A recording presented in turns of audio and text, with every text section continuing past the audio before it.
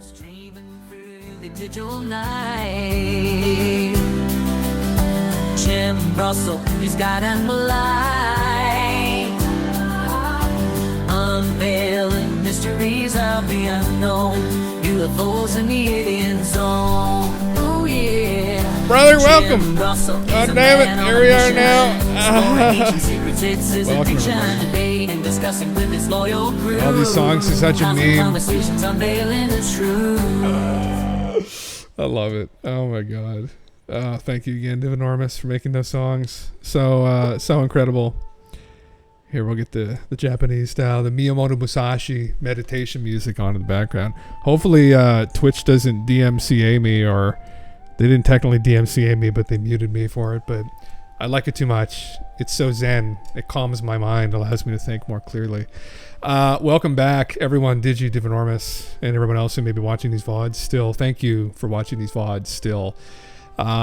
Please consider giving me a follow if you guys are watching and you have not followed yet. I'm at 271. I'm trying to get to 300. Measly 300 followers. Just trying to climb my way there, you know. So slowly but surely.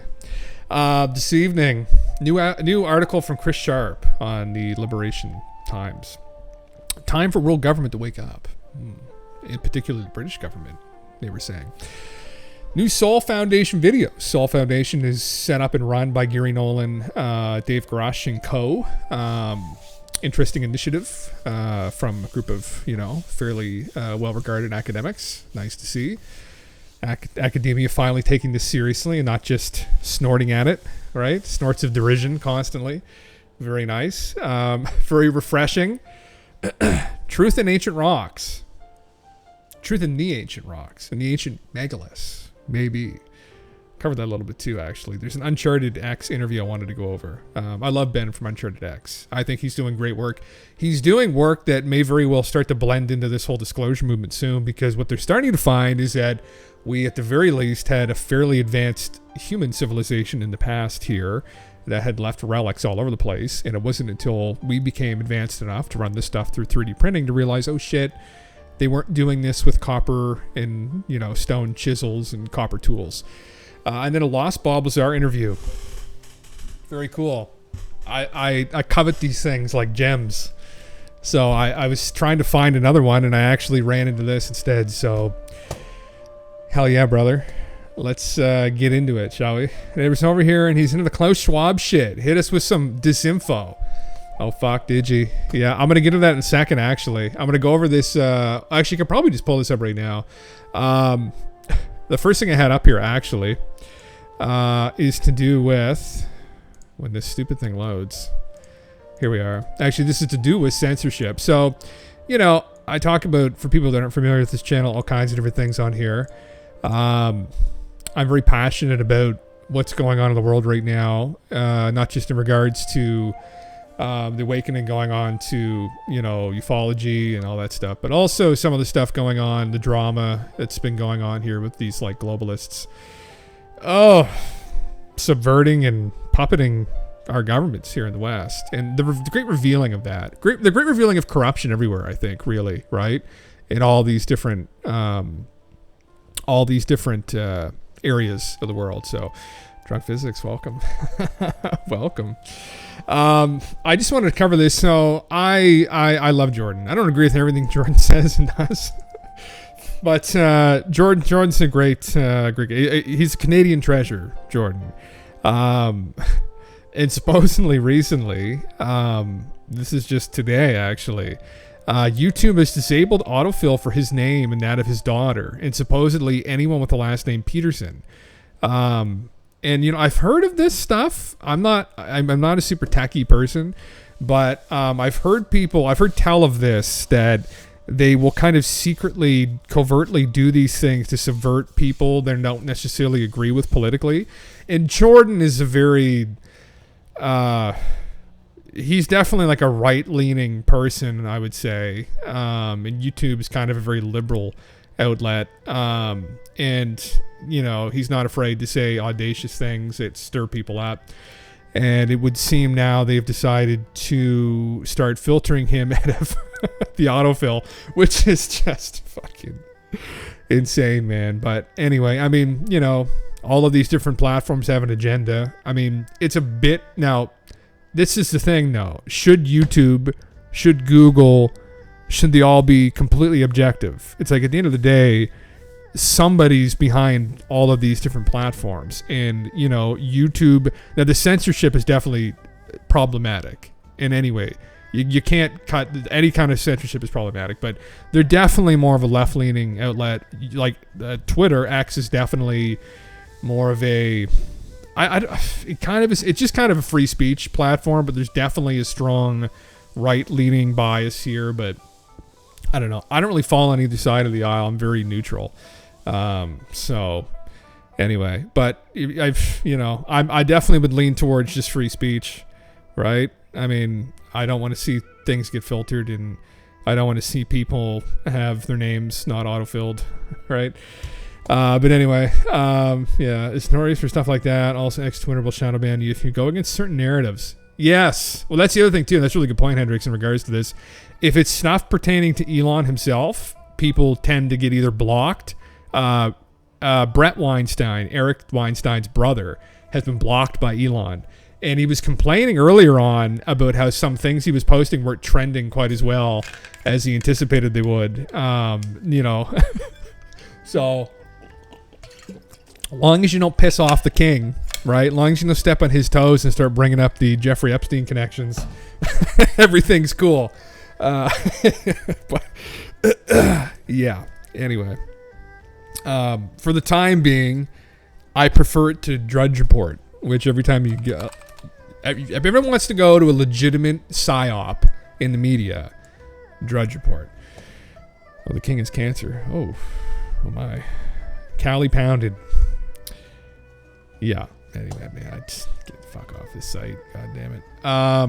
Yeah. Where was this? This is something you posted here, Digi, in regards to this. I'll kind of get back into this in just a second. This is this little clip here. Klaus just kind of explaining. I'll just kind of talk over it a bit. Now names like Mrs. Merkel, even Vladimir Putin, and so on. They all have been. I have to say this as someone who used to love memeing and watching Alex Jones back in the day. This guy sitting beside him to the right is David. Oh, it's Gurchev. He's a political commentator, and Alex Jones had a famous interaction with him. Alex famously got snuck into Bohemian Grove, which is this, boys club get together in the woods up in the Red Pines in Northern California.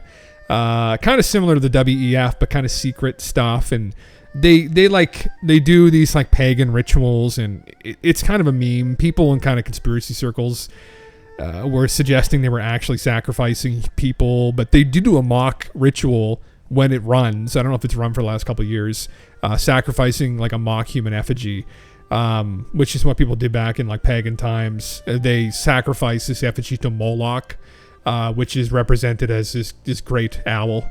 It's pretty fucked ceremony. You can watch it back in the early 2000s. And Alex had confronted this gentleman here about his association with the group, and he just looked at him and said, "It's none of your fucking business." Alex, back in the day, he still does it now, but he'd have the biggest balls. He would just go right up to these guys and just like essentially spit in their face. Anyway. Even Vladimir Putin and so on, they all have been young global leaders of the World Economic Forum. Mm-hmm. But what we are very proud of now is the young generation, like Prime Minister Trudeau, President of Argentina and so on, that we penetrate the cabinets. So yesterday I was at a reception for Prime Minister Trudeau, and holy fuck! You think all that money they'd be able to get the mics figured out, but holy fuck, boys!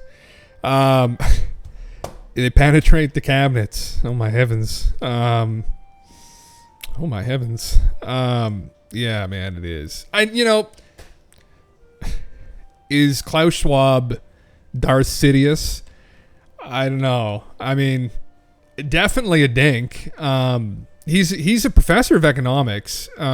He's undoubtedly a smart guy, and I think probably Putin's association with him, along with many other world leaders. I mean, he's one of these leading like economic theorists, and he had set up the World Economic Forum back in the 70s. He's an old dude. Like, he'd been around in the 60s and the 70s. He set it up with Henry Kissinger.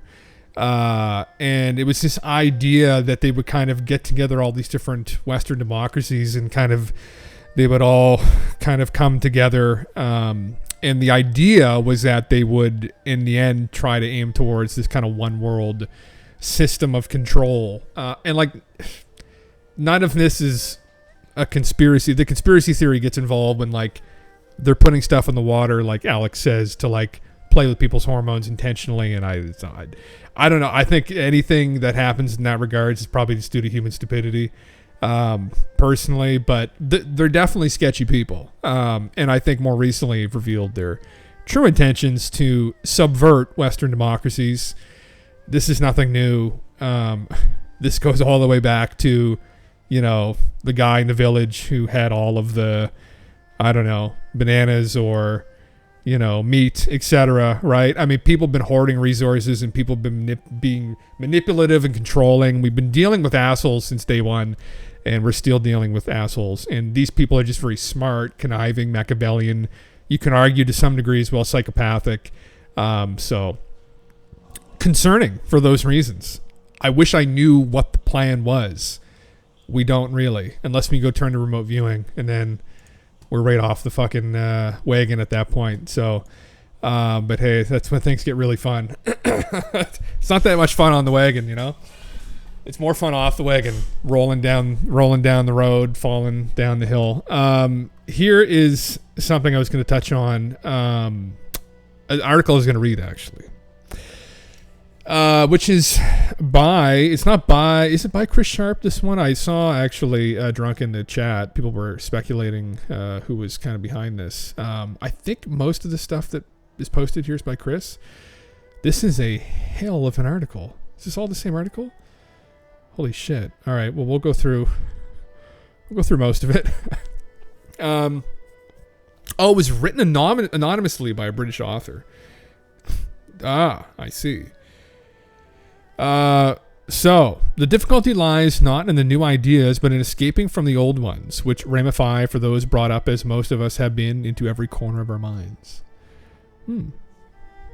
That is very true. Dogmatism, right?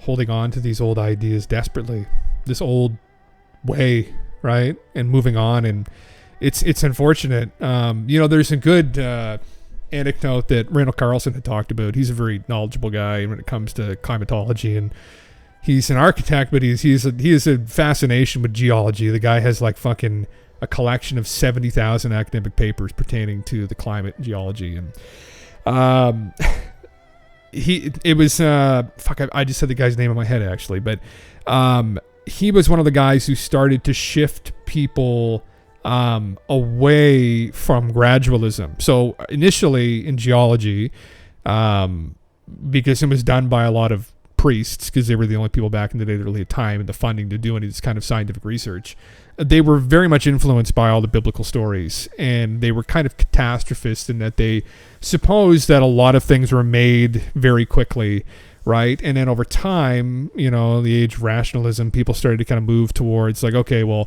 we're going to push the religion out of things, and universities started to crop up, and they weren't necessarily tied to the churches and their influences, and so they started to push away from this narrative, and they moved back into gradualism, and then a couple geologists kind of started to come forward and say, okay, well, there's a balance here. We don't need to completely shun out the idea that occasionally there is bouts of cataclysmic change, right? And all of his detractors, unfortunately, he had to wait for them to all die off. He never changed any of their minds. He had to wait until the new guard came and took over to kind of see where he was coming from, that he wasn't some religious fanatic. He was just trying to have a balanced approach. And there's a reason for, I think, dogmatism, sometimes trauma, right? Coming from one extreme to the other. I struggle with that with my own professor in philosophy, in that he was very much opposed to anything like metaphysical, like any touch of woo. He was just absolutely against any of it. Very hypercritical of like UFOs, like that. None of that shit flew with him. And he grew up, he went to a Catholic school, and he had a deep-seated hatred for religions. and anything metaphysical in that, and for that matter. And that kind of clouded his mind a bit, I think, unfortunately. So, I said it was well written and knew who wrote it. Okay, yeah, no, I think you're right. Yeah, this was anonymously written. In recent years, the government of the United States has been treating unidentified anomalous phenomena, previously known as UFOs, as an increasingly serious and bipartisan issue. This has followed groundbreaking revelations in the New York Times in December 2017 that the U.S. Department of Defense was running a secret UAP study program with funding initiated by the late Senate Majority Leader, Senator Harry Reid. 3 leaked Navy UAP videos, 2 of which were published by the New York Times, were confirmed as real by the U.S. Department of Defense in April 2020. Well, it took them 3 years. In June 2021, the U.S. government's Office of the Director of National Intelligence published an unclassified preliminary assessment presenting UAP as a matter of national security and air safety. The report said UAP are real. The U.S. military is encouraging them, and the U.S. government is seriously studying them. The classified full report was submitted to the Intelligence and Armed Services Committees of the U.S. Congress and distributed within the relevant intelligence and defense organizations of the executive branch. In an interview shortly before the unclassified UAP report was published, former Director of National Intelligence, John Ratcliffe, said, "Frankly, there are a lot more sightings that have been made public. Some of those have been declassified. And when we talk about sightings, we are talking about objects that have been seen by Navy or Air Force pilots or have been picked up by satellite imagery that frankly engage in actions that are difficult to explain, movements that are hard to replicate, that we don't have the technology for, or traveling at speeds that exceed the sound barrier without a sonic boom." Which is strange. Christopher Mellon, former Deputy Assistant Secretary of Defense for Intelligence, also commented on the UAP report. Mellon said, "It's very interesting. The report submitted by the Director of National Intelligence said we see no evidence it's from foreign government. None of the incidences and the 144 incidences they identified could be explained by U.S. classified research programs. So that leaves you wondering then what hypotheses best fits the facts, and frankly, the alien hypotheses fits the facts better than the alternatives. I'm afraid I have to say that." That's true. Or extraterrestrial, right? Meaning the same thing, of course, I guess. But who knows? Maybe it's some kind of like alien AI, or it's some kind of AI from another place. Maybe they're not necessarily physical beings. Maybe, who knows? I would say if you're forming a hypothesis and you're incorporating in some of these anecdotes, I would say definitely it points to probably just visitors from other worlds, like other beings who've evolved on other planets. Maybe they got a little bit ahead of the curve than us. Partly in consequence to the ODNI's UAP report, Dr. Avi Loeb, the Frank B. Bard Jr. Professor of Science, holy shit, at Harvard's Astronomy Department, and Dr. Frank Lukien, visiting scholar at Harvard's Department of Chemistry and Chemical Biology, founded the Galileo Project at Harvard University in July 2021. The Galileo Project aims to identify the nature of UAP and Oumuamua-like interstellar objects using the standard scientific method based on a transparent analysis of open scientific data to be collected using optimized instruments. While almost silent on the issue today, the UK government has given UAP serious attention in the past. A UAP study, Project Condon, was undertaken by the UK's Defence Intelligence Staff between 1997 and 2000. Condon, I think is how it's pronounced. A report entitled Unidentified Aerial Phenomena in the UK Air Defence Region was produced, drawing approximately 10,000 sightings and reports that have been gathered by the DI-55, a section of the Directorate of Scientific Technical Intelligence within the DIS. This report was released to the public in 2006 after a 2005 Freedom of Information Act request by UAP researchers. Although the UK report was inconclusive, it stated that UAP exist is indisputable. Credited with the ability to hover, land, take off, accelerate to exceptional velocities, and vanish, they can reportedly alter their direction of flight suddenly and clearly can exhibit aerodynamic characteristics clearly beyond those of any kind of aircraft or missile, either manned or unmanned. It's good they stipulated that in that report as well, right? In that, before people would say, well, do UFOs exist? And people would kind of be coy and be like, well, of course they exist, right? Unidentified flying objects. Birds exist, right? Planes exist. They're just unidentified. It's like, okay, fuck off. Like, we mean like, effectively something crazy that isn't us. Or isn't natural. There's no natural explanation for it. And this here again, they just kind of elaborate and say, no, we know exactly what you're talking about here. This is exactly what this is. The report also said no attempt should be made to outmaneuver a UAP during interception. In France, a committee for in-depth studies, abbreviated to Comet A, chaired by Major General Denis Letty, was created in 1996 to study UAP. The Comet A report was written by 13 retired French generals, scientists, and space experts, including André Lebeau, the former head of the Centre National d'Études Spéciales, CNES, the French space agency, and General Norlane, former commander of the French Tactical Air Force and counselor to the Prime Minister. Wow. Though the report was written independently of the French government, some of the military officers were at the time serving with the French Institute for Higher Studies of National Defense, a quasi-government agency. At that time, the French government had been officially studying UAP for 20 years and had a substantial amount of information. The Comet A report was submitted to the highest authorities in French government and published for public consumption in July 1999. Describing Comet A and UFOs, generals, pilots, and government officials go on the records. Leslie Keane.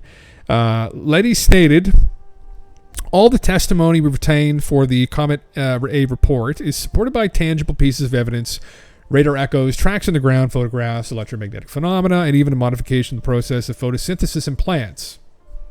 That's an important one. Many accounts given by totally independent witnesses confirm one another. And that a modification of the process of photosynthesis of plants is interesting. That's at landing sites. And to some degree has been observed by some researchers, some scientists who were studying crop circles, actually. Crop circles are a very strange phenomena. There's a lot of them that are faked. There's a whole group of people, I think, whose hobby is to fake them. But there are occasionally ones who are very strange that crop up. There are ones that are very strange that crop up, where they're almost like interweaved. And you can see YouTube videos of these. And there's this strange phenomena with these ones that are potentially real, where the shadow of the actual geometric pattern or imprint, whatever they were using, it's usually geometric patterns, very complex ones, stays with the crops even after they harvest the crops and then they grow again. And you can find this phenomenon, it's real, and it's very strange, and just obviously raises more questions, right, as to like, why are you guys putting these in the fields? Like, why? Astra, welcome. I just, and it's you know, and you'll encounter people who are fucking out there that will go and meditate in the crop circles and claim they're connecting with the beings. Are they? I don't fucking know. It became clear that at least 5% of sightings for which there is solid documentation cannot be attributed to man-made or natural sources. Our experts examined all possible explanations for these cases. In conclusion, Letty said, the Comet A report shows in a straightforward manner that the extraterrestrial hypothesis is the most rational explanation, although, of course, it has not been proven. Yeah, and I mean, it's that hypothesis, I think, is perfectly logical if you ever have the opportunity to go to an area with no light pollution and you can see the center of the Milky Way, right? The galaxy, and just see how many stars are in there. It's not, and then there's other parts of it that I think lend into this as well, which have to do with like ancient history. I'll get into a little bit later, but I don't think it's outside the realm of possibility.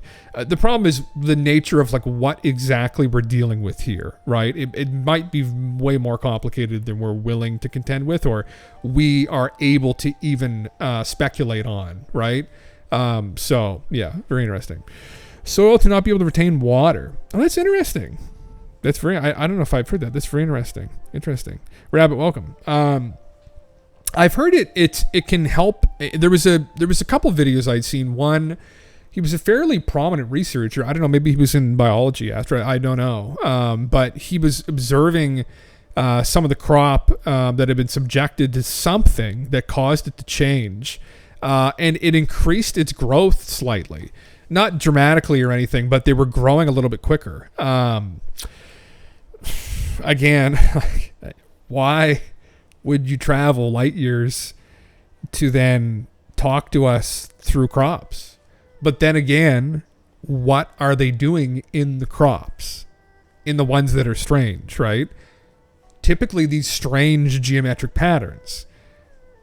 Is that some weird form of communication to us that we're not really cognitive of, or we're not smart enough to really understand? I don't know. I mean, it's beyond me. And this is, again, with this hypothesis, it's like, how strange is this, right? Like, the following, in italics, are some thought-provoking extracts from the Comet A report.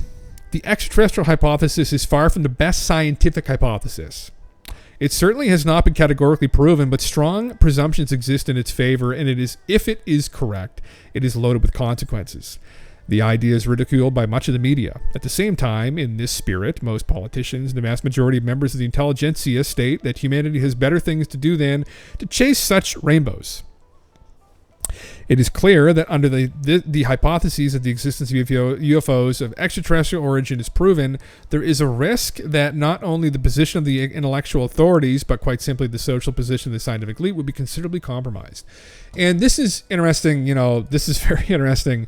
And this is something you run into in some of the woo-wee anecdotal stuff, like from the abduction phenomena, where people supposedly encountering these beings, it's all very spiritual, it's all very enlightening, and there's people who've had these encounters supposedly. I just find this interesting anecdotally, but with these beings, as when they encounter them, it's almost as if they're just able to look through them, and this idea of telekinesis constantly comes up, where they read their thoughts completely. They know absolutely everything about them. Like, you have to be completely transparent, like, in their presence. And as we know, with our culture, especially right now, people at the top, there's a lot of sketchy fucking people probably pulling the strings.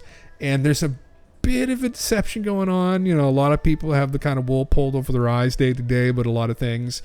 And I think, I would imagine the elite are probably well aware of this as an enlightening experience. This phenomena would be extremely enlightening, and potentially, if they're complete shitheads, maybe if they ever landed, the first thing they wouldn't say is, well, hey guys, welcome to the galactic neighborhood. They'd say, there's a bunch of fucking assholes over here that want to kill all of you, right? Like, they're bad people. Like, they may just turn right around and point to some of these people, and I hope that happens. I hope there's a great revealing in all ways, and we can move on and live this service to other lifestyle, this Hobbiton-like existence in peace. That's my hope, honestly.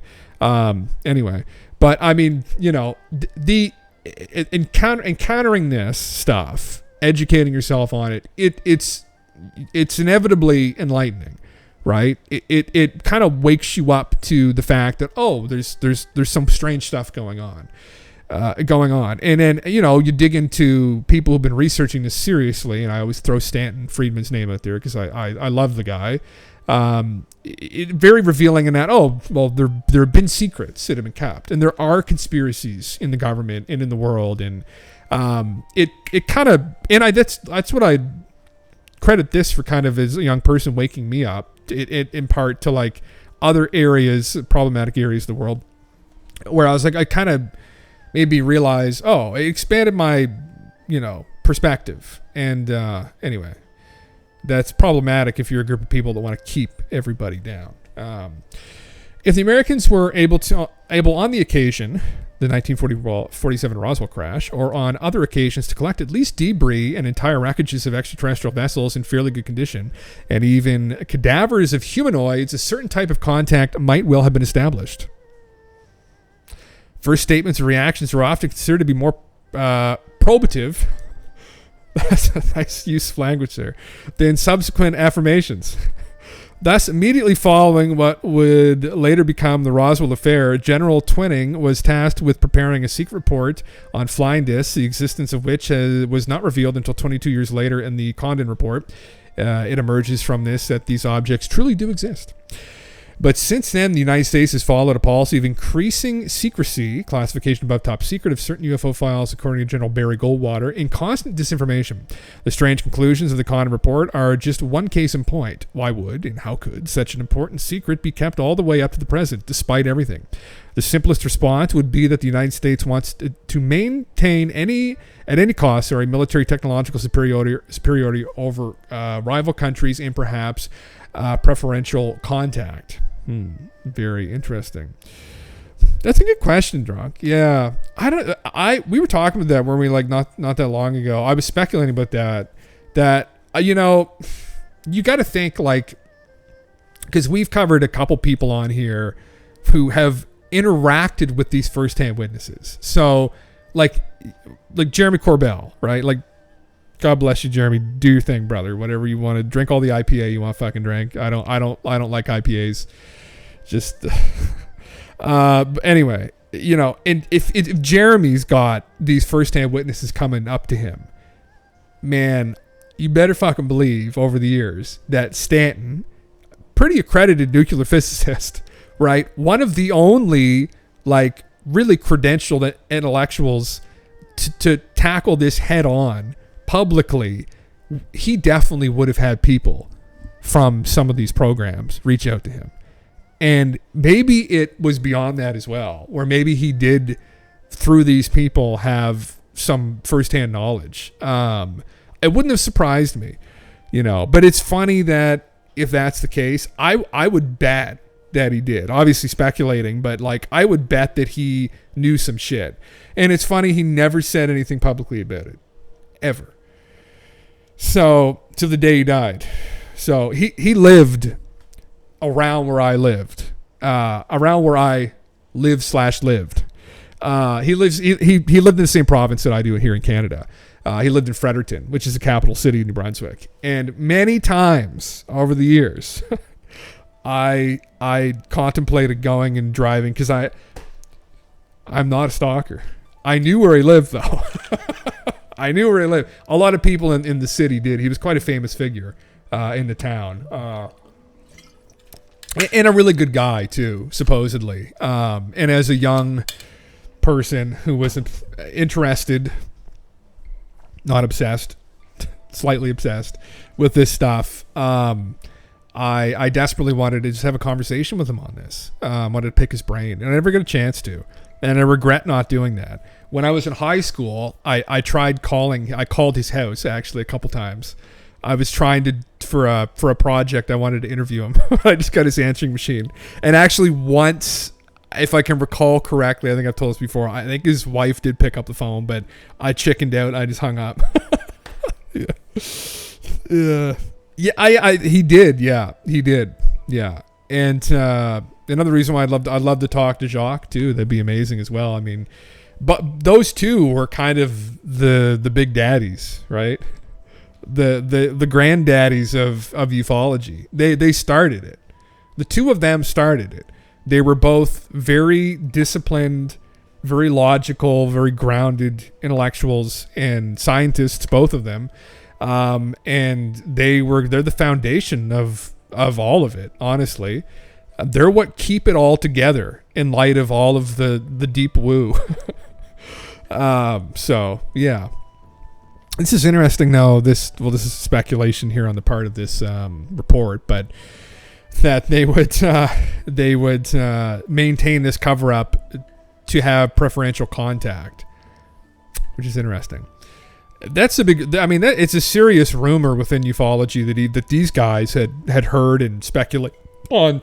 Themselves, that maybe they made contact, right? And the stories like Bob Lazar's implies that they did and had conversations with visitors, etc. And I just, as someone who's been obsessed with this for so long, like, and I'll speculate about all kinds of crazy fucking things, but like to really let that, I have a hard time letting that sink in. I just always had a hard time thinking, honestly, that they could keep that secret, that they could be having communications with these visitors, like in person potentially, is some of the stories imply, and that none of that would ever get out. But that's also my ignorance in regards to like classified things in government, and I have no idea about government, and maybe the threat of violence was enough to shut people up over the years. But yeah.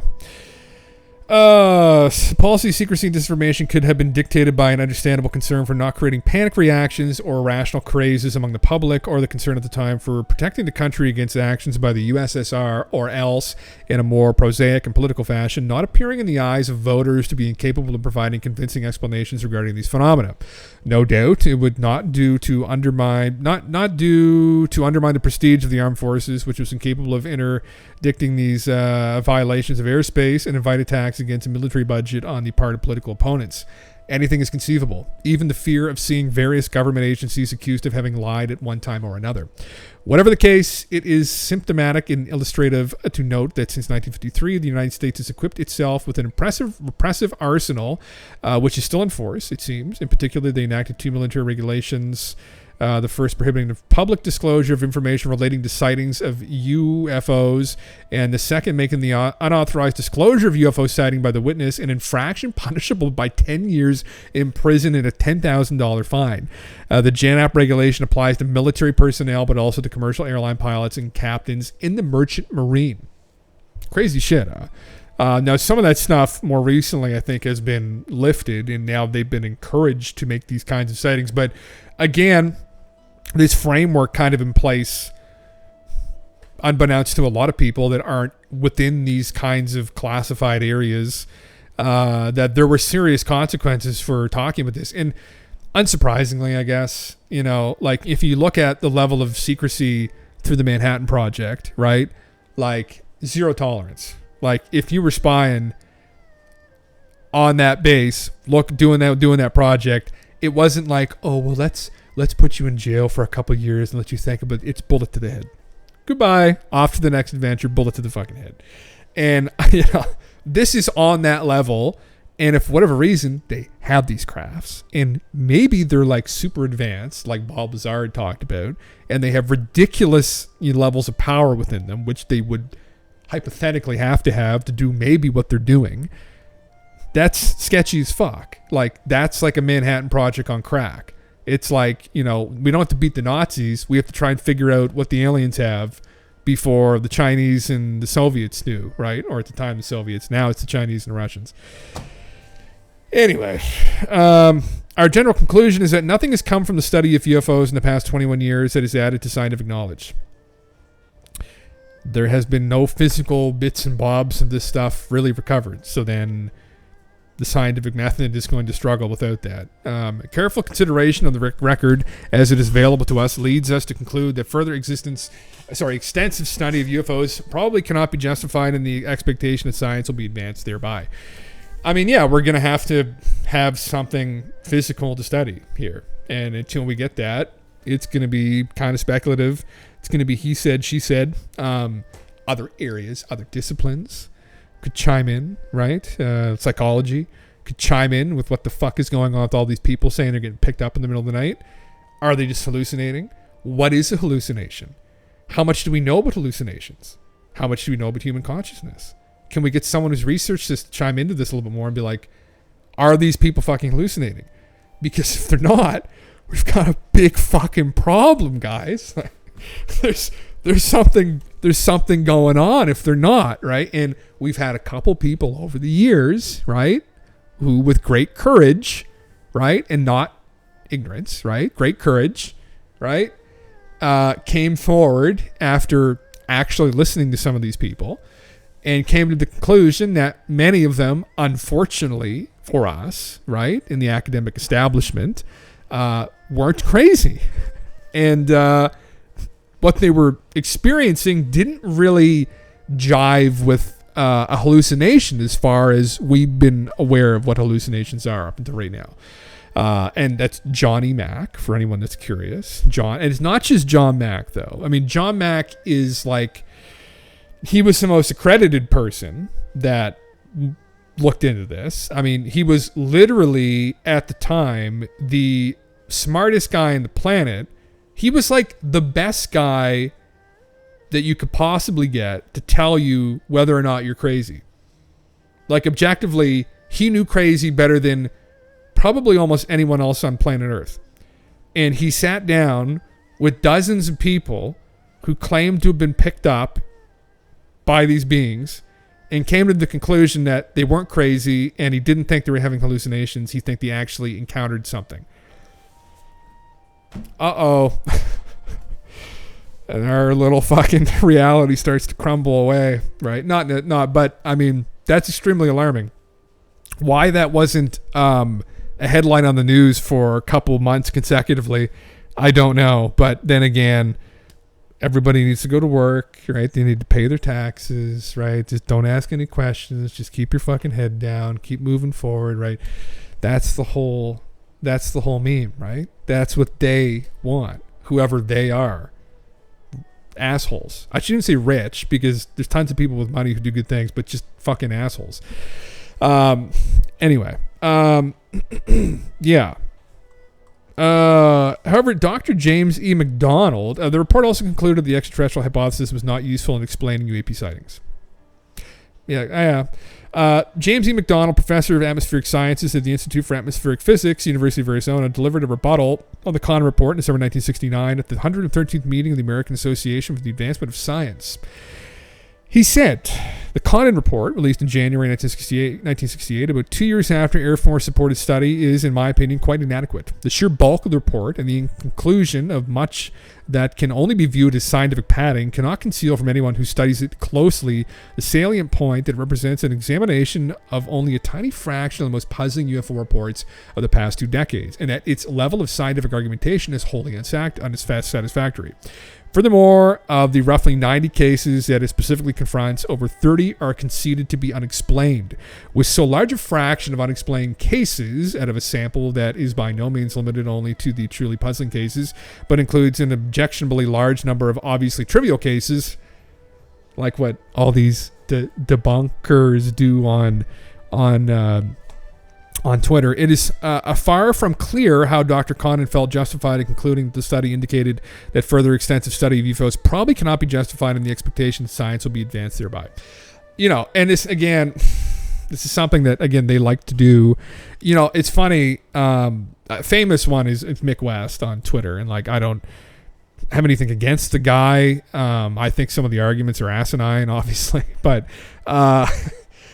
he made a post about, well, like, other than the Tic Tac and the Go Fast and the Gimbal, what are some other accounts that you guys think are good? Like, give me some other ones, right? Like, it's implying that every other account there's no salt, right?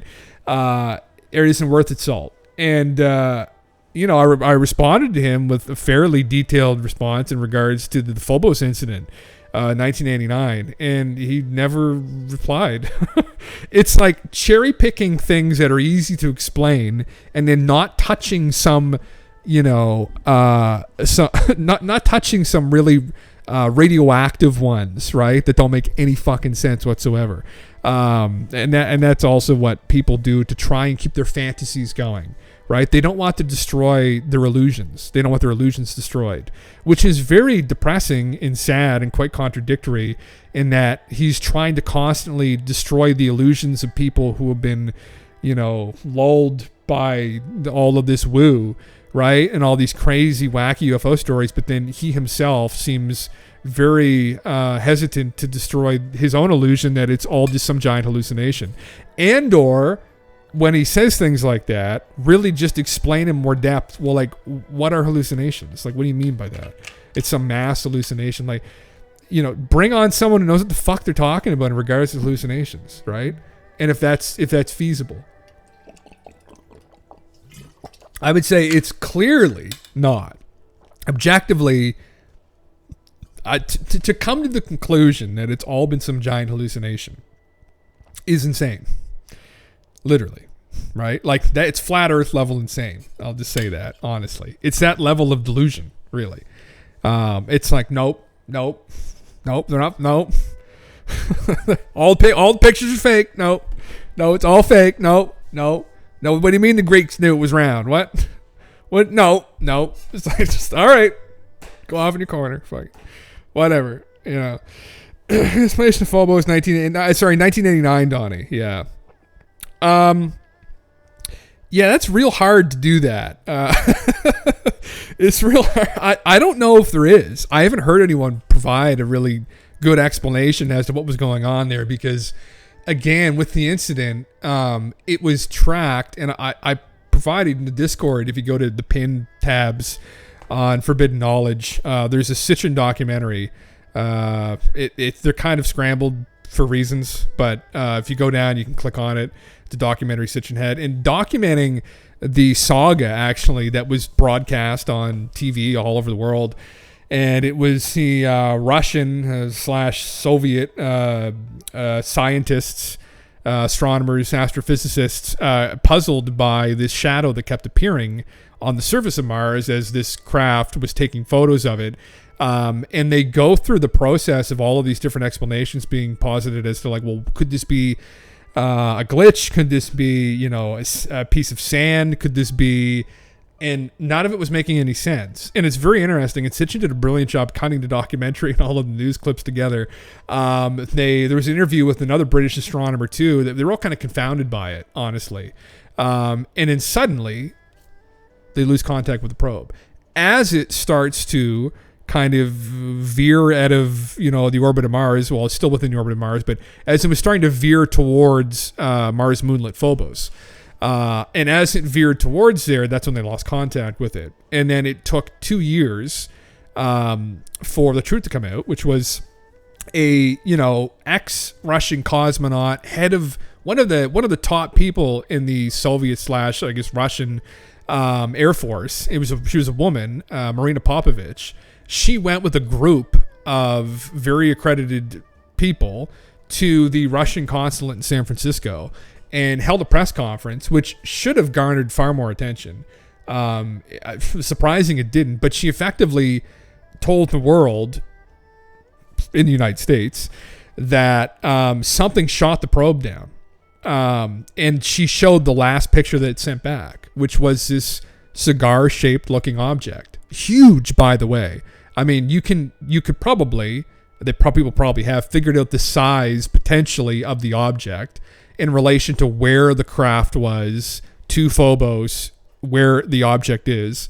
And this matched up almost precisely to the shadows being projected onto the surface of Mars, implying this thing was stalking the probe. So here's Mars, right? Here's the probe here. It's going along, coming around Mars. This thing was up here, and the sun was coming down, right? Hitting this object, projecting a shadow onto the surface of Mars, and then this probe, as it was taking pictures of Mars, was picking up this object behind it. And this Phobos was going around Mars, a whole planet, and the shadow was appearing the entire time. And then, as it went towards Phobos, the object was in front of it. Explain, and again, you can do all kind of you can do endless amounts of mental gymnastics to try and explain stuff like that away. That one's real fucking difficult. And that doesn't even get into Norman Berggren's claims that supposedly there were these crafts seen in the rings of Saturn. Again, it's up to interpretation. Norman was a highly accredited person himself, PhD engineer, worked at NASA, worked in the Skunk Works, worked probably in he implied some black programs as well, like kind of off the books type stuff, doing like the Blackbird stuff, like advanced crafts and whatnot. And he was an image specialist as well. And he was not alone, is the other thing that he implied in thinking that these things were in the rings of Saturn. And photographed as well by, I think it was Voyager, that they were looking through the photos of. So there's some correlative stuff between this Phobos incident and stuff that was going on a decade or more before that, which they had picked up, I think, from the Voyager missions. And it's like cross-referencing those two things. I think they might be connected there, right? So again, could it have just been some giant astronomical coincidence? Yes. Could you be dreaming right now? Don't know. Did you hit your head when you were 10 years old? Are all of your friends, everyone you interact with, just dream characters? Maybe, right? Is there some deus deceptor, some great deceiver making us believe things that we think are objectively true aren't actually, right? It's like, well, where do we want to stop, right? Like, we can keep going till we go fucking nuts. I've known of people who went nuts thinking about those things like that. That's what happens to people who are philosophers. After a while, they end up in the loony bin. Anyway, so, I think something clearly happened there. I would love to hear more about what happened there. But anyway, Carl Sagan, this satisfying demonstration of our self-importance, buttressed my daily observations of the heavens, made the geocentrist conceit a transcultural truth, taught in the schools, built into the language, part and parcel of great literature and sacred scripture. Dissenters were discouraged sometimes with torture and death. It is no wonder that for the vast bulk of human history, no one questioned it. It's like poetry. Carl was... I love Carl. Absence of evidence is not evidence of absence. Thank you, Carl. Occasionally you have these wise leaders, right? Crop up. They're born. They come and they just speak wisdom. They're wise. They have wisdom, right? Something about them, right? Carl was one of these people. But then Carl famously, tragically, had his own kind of biases and I think felt quite guilty. I'm acquainted with Carl in that I have an interest in... I'm just going to get different music going here in a second. Fucking ads, man. Carl kind of started his career as a young scientist criticizing Immanuel Velikovsky's book Worlds in Collision because Immanuel maybe had some bad science in suggesting that Venus just randomly dislodged from the orbit of Jupiter 3,600 years ago and flew by the Earth, which, didn't make a lot of fucking sense and probably almost absolutely didn't happen. But he kind of took it a little bit further and started to kind of discredit the entire work, which wasn't fair in that this wasn't just actually his postulating about like what happened in regards to, Venus and the physics of things. He was pretty self-admittedly didn't know what the fuck he was talking about and kind of conveyed that in the book that, I'm not a physicist. I am a psychologist and a scholar. And I collected all of these stories, which are insane. And the narrative he collected to this day is insane. And yeah, I probably got maybe the physics wrong here, but he consulted with some people in physics too. And anyway, got attacked by the mainstream. And they were trying to get his books taken off the shelves and just like fucking nonsense. And Carl kind of was at the center of that a little bit. He dug in maybe a little bit too hard, right? And maybe he felt a little bit guilty. But anyway, here we are in regards to this. Carl wasn't like a big proponent of ufology or anything either, but he definitely had an interest in it, I think, and people didn't really realize that until after he died as well. Kind of like Neil Armstrong was another person that was kind of this closet ufologist. Wasn't until after Neil died that people got his like private collections and realized it was just all UFO books. What did those boys see on the fucking moons? What I want to fucking know. What did those boys see the moon? Why were they so traumatized during that press conference when they came back? You want to see an interesting fucking press conference? Let me tell you. Go watch the press conference when fucking all the boys came back from the first moon mission. Right? They just looked like they saw some shit. Now, you could argue they probably didn't think they were going to survive re-entry, and the chances of them surviving it were pretty slim. So maybe they were just drained, right? Their adrenaline was shot. But there was something else about it. They were uncomfortable. I don't know. Just an intuition that something maybe was seen. Who knows? So in December 2021, December 2022, groundbreaking legislation on UAP was passed into law in the United States by President Biden with full bipartisan support. So the NTA Act for fiscal year 2022 defined the term a UAP airborne objects that are not immediately identifiable.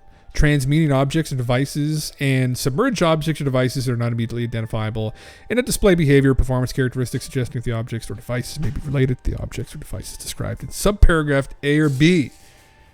They also define transmedium objects or devices that are observed to transition between space and the atmosphere, or between the atmosphere and bodies of water that are not immediately identifiable. Or space. Oh, between space and the atmosphere. There you go. Yeah. Space and the atmosphere and bodies of water. What about the ground? Who knows? We haven't seen that yet. Maybe we'll see that. Actually, some people said they've seen that. They've seen UFOs just fly to the sides of mountains. That's actually legit. That's not made up shit. That's real stuff. Which is... fuck, I don't know.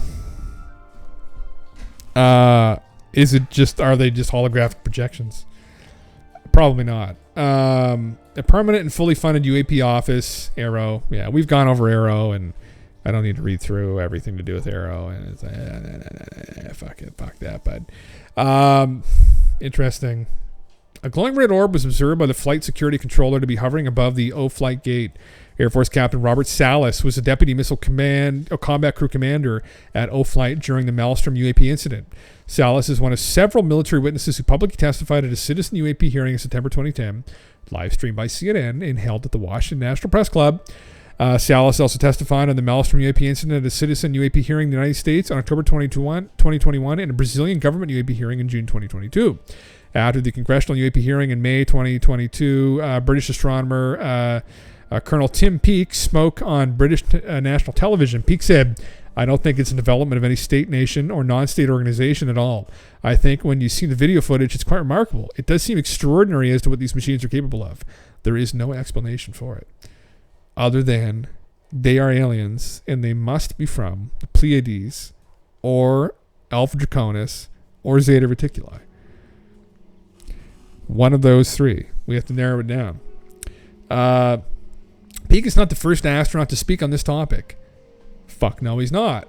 NASA astronaut and former United States Air Force pilot Gordon Cooper saw several UAP during his career piloting aircraft. He said his first UAP sighting occurred in 1951. Cooper has publicly stated that he believes UAP are of extraterrestrial origin. NASA astronaut Dr. Edgar Mitchell was a former U.S. Navy pilot and the sixth person to walk on the moon. Mitchell has publicly stated that he believes the U.S. government has recovered crashed extraterrestrial crafts and bodies and kept this information secret from the public. And that there have been black projects running, ongoing, for decades, and this stuff has all been wrapped up real tight. And that he acknowledged firsthand knowledge of these programs. Unsurprisingly, considering who he was. In 1989, NASA mission specialist Bob Oshler secretly recorded a telephone conversation he had with Admiral Bobby Ray Inman, the former director of Naval Intelligence, former director of the NSA, former director of the National Underwater Reconnaissance Office, former deputy director of the CIA, and former vice director of the DIA. In this conversation, Inman admitted the existence of a secret U.S. program to retrieve crashed UAP. In a 2022 interview, Admiral Inman was replayed this 1989 telephone conversation with Bob Oshler, and he responded with a denial of the existence of UAP crash retrieval program, saying, "There were absolutely no retrieved UFOs. I have high confidence that was not the case, and my pension relies on me saying this. Please don't kill me." Another Carl Sagan quote, 2 or 3 millennia ago, there was no shame in holiday that the universe was made for us, and holding. It was the thesis consistent with what we thought we knew. But we have learned much in the interim. Holding such a position today amounts to willful neglect of the evidence and a shameful resistance to self-knowledge. Such wisdom, Carl. Yeah. Yes, absolutely. There are many others out there who it has been made for as well. In 2007, Dr. Richard B. Stothers, astronomer and planetary scientist of the NASA Goddard Institute for Space Studies, published an article, "Unidentified Flying Object in Classical Antiquity."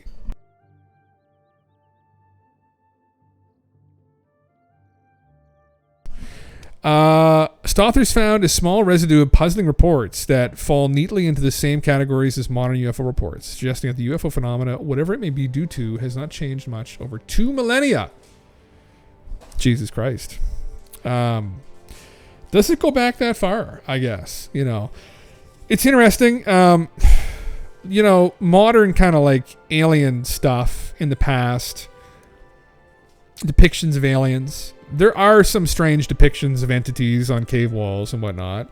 The Hopi Indians have some strange depictions of beings. Big eyes, big heads. They called them ant people.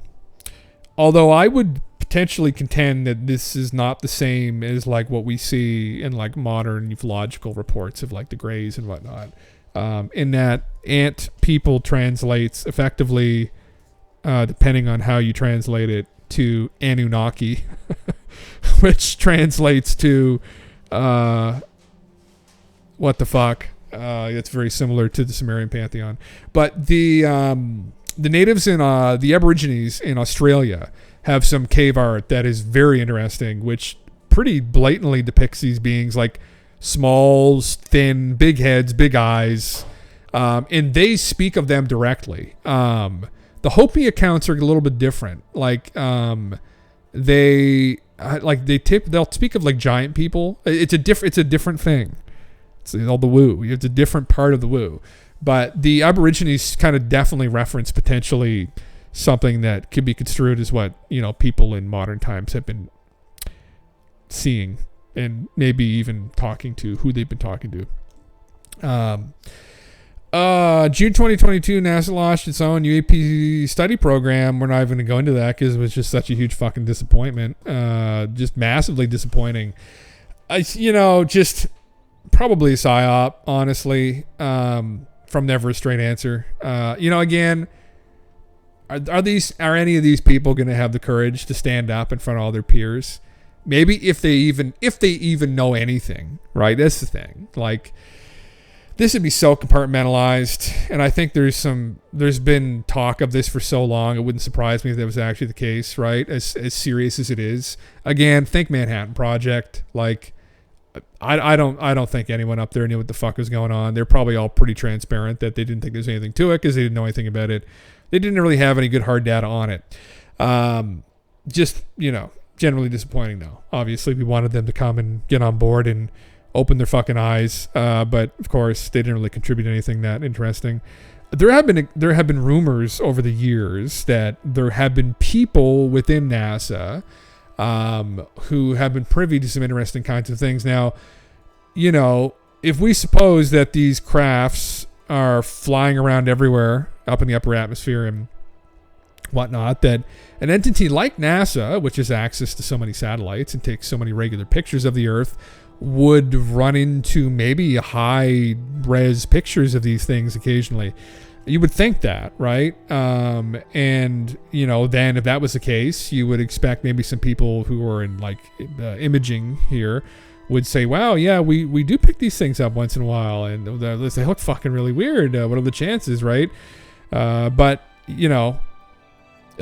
So this goes back to Stephen Greer's press club meeting in 2001. Donna Hare was her name, and she was contracted to work at NASA. She was an imaging specialist, and she was told by one of the top imaging guys at NASA that they regularly airbrushed these objects out of their high-resolution satellite photos before they sent them out to the public. And it was just a protocol that they put in place. No one asked any questions. They saw these strange things show up in the photos. They just airbrushed them out. That was it. And that was her testimony. And more than that, too, there were multiple people who had claimed they had seen unedited photos. They were reprimanded for it, etc. So how much bullshit is involved here, right? If that account is true, that's probably the most well-known person to make these claims. There have been others who've made these claims that they've been doing this. There have been other conspiracies involved, like Gary McKinnon, who, from Donna Hare's testimony, hacked into NASA and went to the very place she supposedly said they were doing this stuff at, and then supposedly opened up an unedited image in their custom image viewer, and behold, a large cigar-shaped craft up in the upper atmosphere. And then shortly after that, he got arrested. So, yeah, interesting stuff. He also talked about there being this off-world potentially, well, he speculated, but he said he saw a document which kind of mentioned like a Space Force, but I don't know. Who knows what the fuck that was? But just very interesting, though. Obviously not encouraging anyone to do anything illegal, but God, would I love to know what's on those computers now. Gary wants to go for round 2. Listen, bud, go for it. No, don't actually. Not actually, Gary. We must strive to declassify information in a responsible way to coordinate, collaborate with our allies when appropriate. All efforts should be done in an open and transparent manner. That's Lou. Yes. Interesting. This is a very long article. I think I probably got the good little bits and bobs out of it. Good Lord. I went through a lot of it earlier, actually. But yeah, to read through all this might be a bit daunting right now. But for anybody who's interested, definitely check it out. I don't know if it's posted in the Discord or not. Did we post it? Let me take a look and see.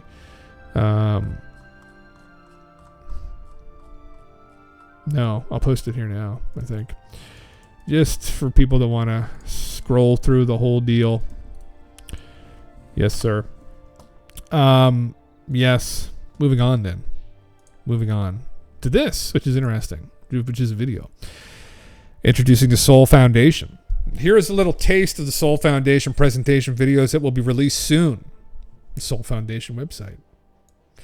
Set up by Gary and Dave and co. Oh my.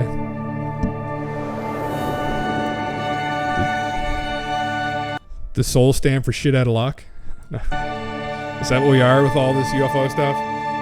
The Soul Foundation is an institute of research that funds and guides research in sciences, the social sciences, the humanities, and that also produces policy and advisory research that is aimed to illumine and help us clear up what's going on with the UAP issue and also prepare us to deal with the social implications of it.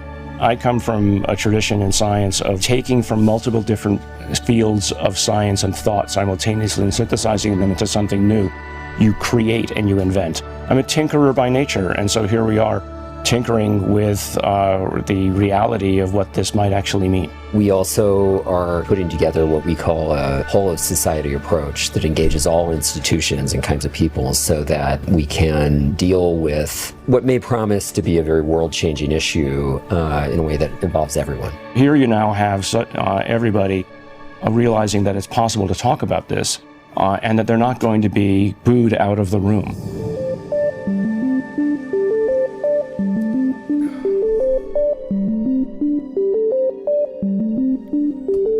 Welcome to California. Welcome to Stanford. The objective here is to legitimize and professionalize and then to seek from you your ideas. We know from our private life that finding a partner provides a meaning to our existence.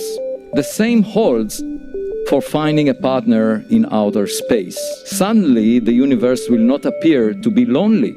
A lot of individuals who previously thought that they were alone in their thought or their belief system suddenly finding that they had many other individuals with whom they could speak. And so now the networks are forming, and we hope that this will catalyze an opportunity for others to basically step forward instead of us or along with us. Not sure I'm aware of any sort of think tank organizations in recent years at the level of Soul. I mean, in terms of the people that they have attracted to the organization, not just the founders, but people associated with it, the people here at this conference. I've been going to conferences for 22 years, and I've never been to one at the level of this one. So I think it's really unique. Everyone here in the audience has kind of praised it as the best event they've seen on this. And they've told us that everyone who needs to be here is here speaking, and that the audience is composed of just as many important people. This is why we have the Soul Foundation. We need to basically create a parallel track of research and independent discoveries that aren't necessarily dependent on the U.S. government to provide us all the answers. Before the space program, people felt that we couldn't even go into space, that human beings were tied to the Earth. Now we have over 500 people have actually flown in orbit, okay? And so it's not something that's unthinkable anymore. It's something people do. Okay? So the stigma has been removed. Imagine if you could actually use some kind of technique to search for unidentified objects that are non-human. A goal is to search for a specific identifiable signature from an ET probe or non-human object.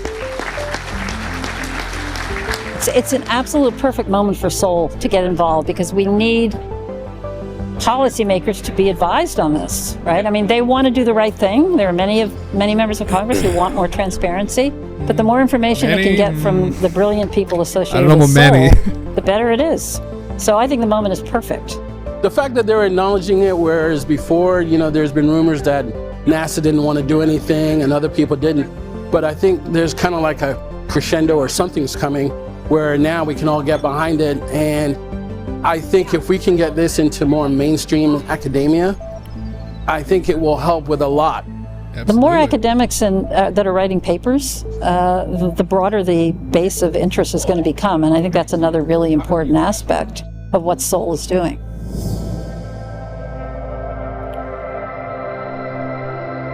Absolutely.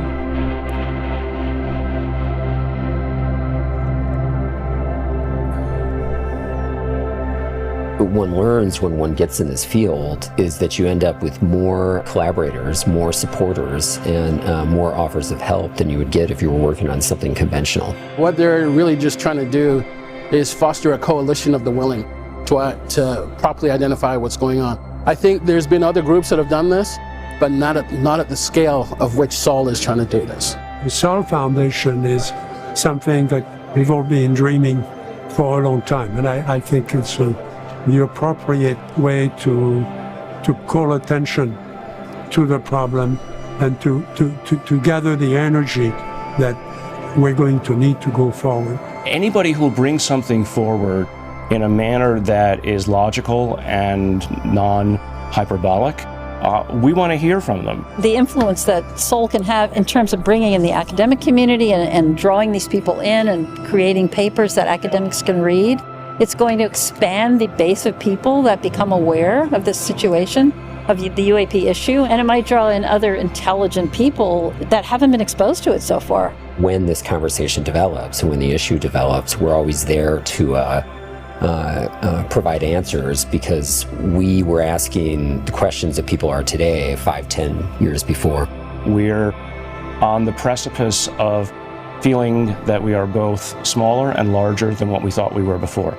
Smaller in that there's a greater sense of intelligences that might be out there, and so therefore we're one of many. But and so that can make you feel small, but then bigger by knowing that you're as part of a community.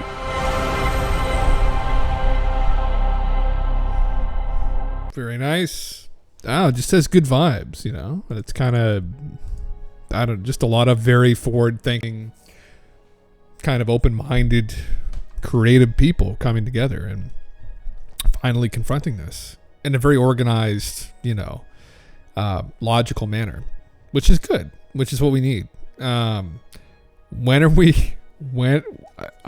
definitely need to start getting channelers in now. Like, when's Alex Collier doing his fucking talk at Sol? That's what I'm fucking waiting for.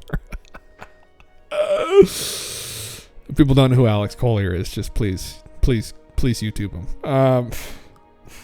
How open-minded do we want to get here, Gary? How open do we want to go? What do we want the brain to just about fall out? Like, that's when things get real fun, right? Like, when it's just hanging on by the brainstem, like, that's when we're having a good fucking time. It could be trippy though. I don't know. I mean, many of these guys and girls here are into research to do with consciousness as well. And you find this as people start to kind of approach death.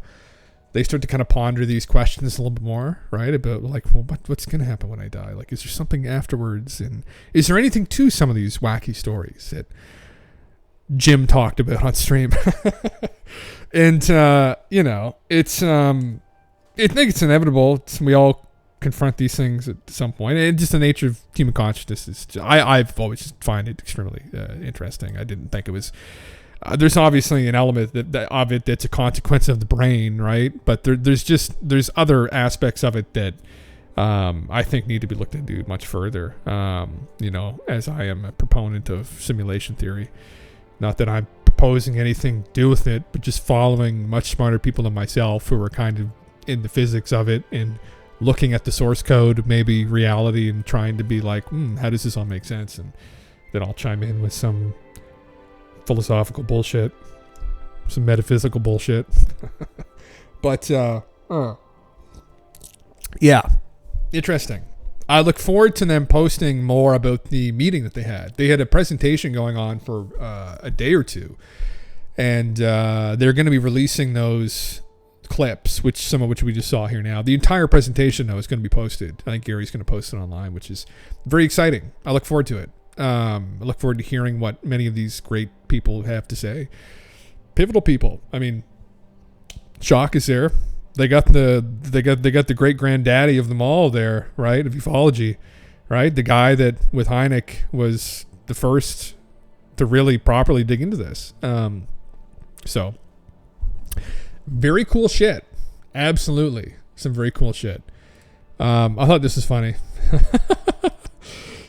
Privatize everything. I'm no longer supporting SpaceX and will change my support to NASA.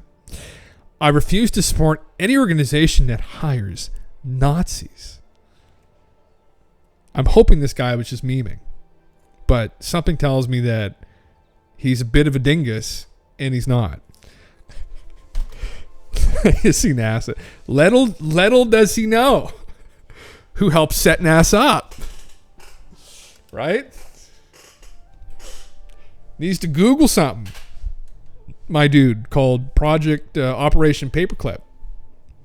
This is where we brought all the Nazis over who had better rockets than ourselves and said, hey, those fuckers will get us on the moon. Don't you dare burn them. Bring them over, right? We got something for them. We'll give them a nice little place on Nantucket Island, right? Like, is it Inglourious Bastards?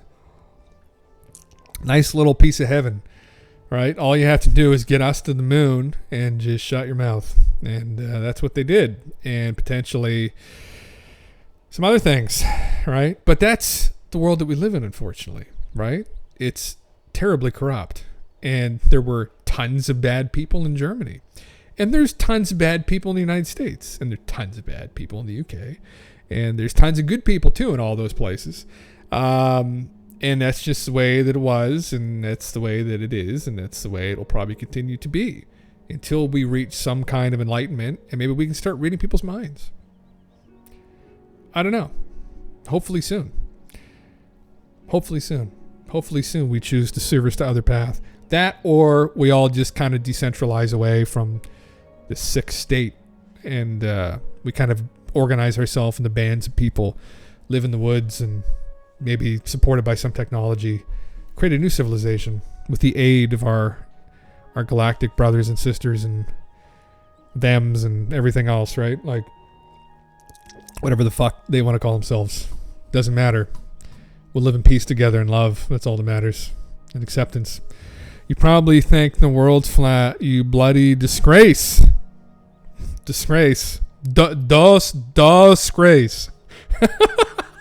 Disgrace. I hate my life. Why do you hate your life, bud? I hate my life 8. Why do you hate your life so much? I think the world flat, you bloody disgrace. Well, you tried, bud. You tried.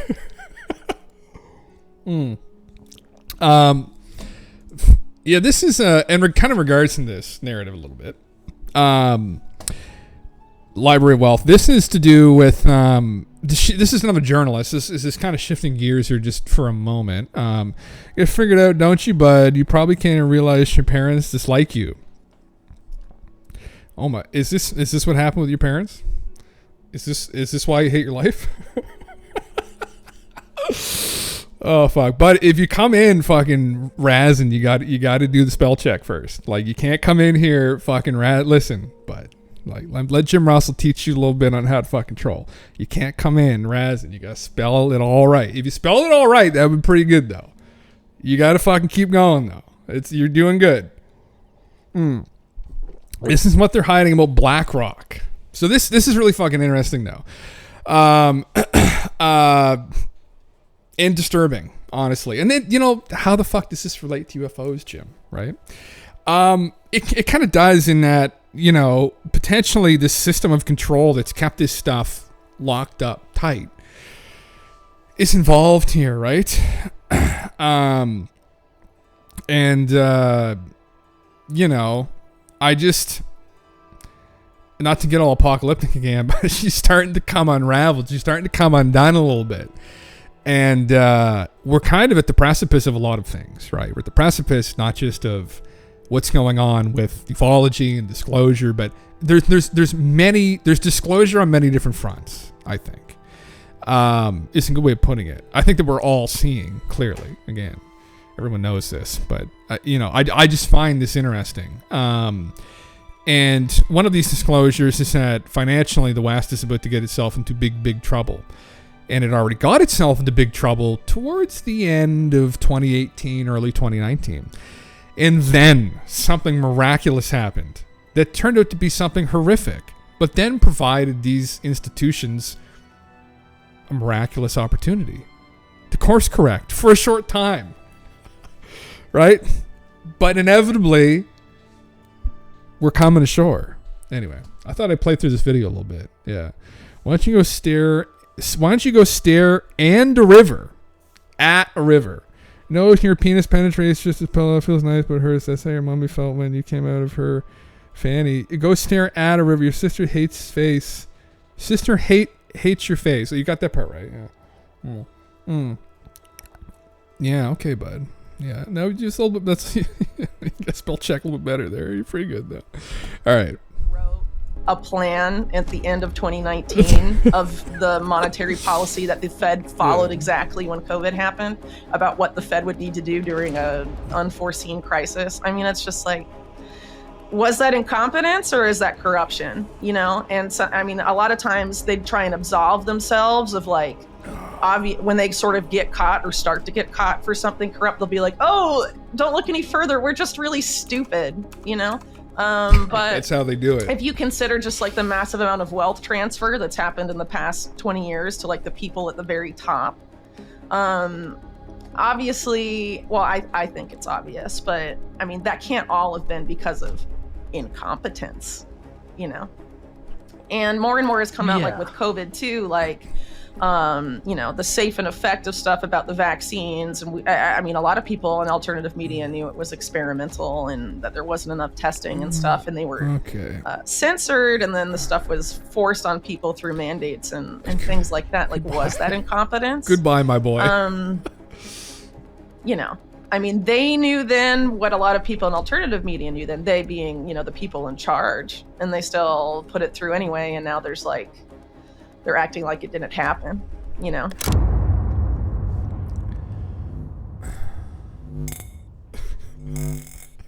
Goodbye, my boy.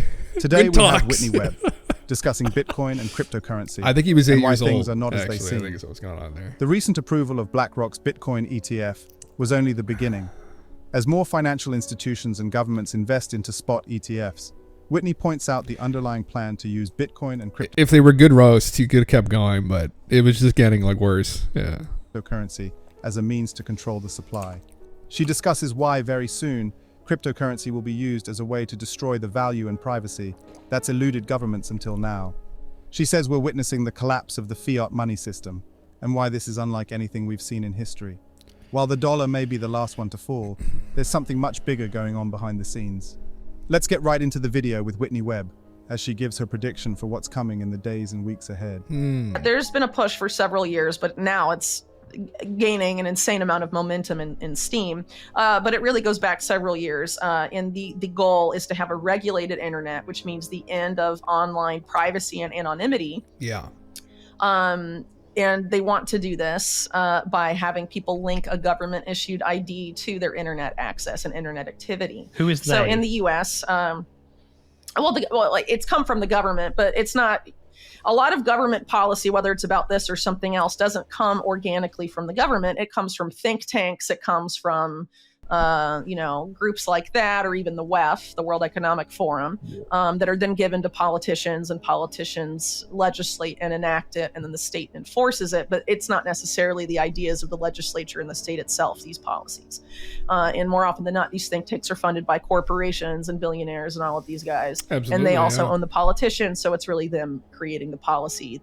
And they use the state as an enforcer to force it on the public, right? Which, I might add, is no longer a democracy. I think it's called a plutocracy, right? Where the rich rule, right? That's, I guess, the global public-private partnership is what my colleague Ian Davis calls they, right? And I think it's pretty fair. He puts the BIS at the top, by the way, of the pyramid. This policy, one of the earliest iterations of it, at least in the United States, was during the Obama administration. They called it a driver's license for the internet. The idea of, in order to access the internet, when you set up, internet connection at your house, the internet service provider links all of your internet traffic to your ID. And in doing so, the government and the signals intelligence arm or intelligence agency of the government then has access to not just everything you're posting and writing online, but also everything you read and consume online in and general. everything you buy. And everything you buy. Totally. I mean, this whole push is completely related to ending financial anonymity and financial privacy as well. It's a completely interrelated thing. And I've done pretty extensive deep dives on this going back to probably like 2021. Because it's very tied up with how they're likely to force this regulated internet on the populace. Because they're not just going to be like, let's do this now. I mean, people aren't going to go along with it. So they need some sort of event that gets people angry and afraid and panicking in order to stick it through. So basically, this is going to be folded into, I guess, what I would call a Cyber Patriot Act. The Patriot Act being the legislation pushed through in the U.S. after September 11th, 2001. Right. A lot of which wasn't necessarily related to anything to do with 9/11, but was a huge power grab by the state taking advantage opportunistically of the panic after 9/11. So they need some sort of event like that to ram all this stuff through. But the plans have been on the books for a very long time, and it's not just the US, it's really everywhere. I mean, I think in the UK you have something called like the Online Safety Bill. They'll say, oh, it's about protecting children. But really, it's about ending encryption, which law enforcement in the UK and the US have been trying to do so hard for years and years and years. I mean, Bill Barr, who was Attorney General under Trump in the US, was like, that was his main policy goal, was to end encryption. And he talked about it all the time, but a lot of people didn't really pay attention, I guess. But in the UK, it's a similar push because, of course, as I'm sure you're aware, the UK national security state and the US national security state are very intertwined, specifically signals intelligence, the whole Five Eyes alliance, which is obviously includes more countries, but it's UK and US dominated, obviously. It's not like Australia and New Zealand are running the show there, So in terms of what we're talking about with government, regulation of the internet and all of this, it's coming, right? We're already seeing the first signs of it here. There's an obvious push to censor more speech and link people's speech to their ID and have it more surveillable than ever before. Gutting encryption, why do they want to do that? So they can read everything that you say and all your transactions, follow them all. There's a similar effort in crypto and specifically with Bitcoin. And control them, which is an interesting point, because what happened here recently in Canada during the truckers' protest was the government, and by extension these globalists who puppet these morons that currently are in power here in Canada, were given a reality check where if the people do want to come together, they don't have the power that they think they do. And that kind of organization was shut down very quickly, because what it was starting to do, aside from annoy the residents, right, of the area around, Ottawa, where they were honking their horns all night, what it was starting to do was it was starting to kind of create a countrywide movement and rage that they stifled just in the nick of time, right, and shut down, and also scared people. In that they were able to go in and shut down access to their bank accounts, all kinds of wacky shit, right?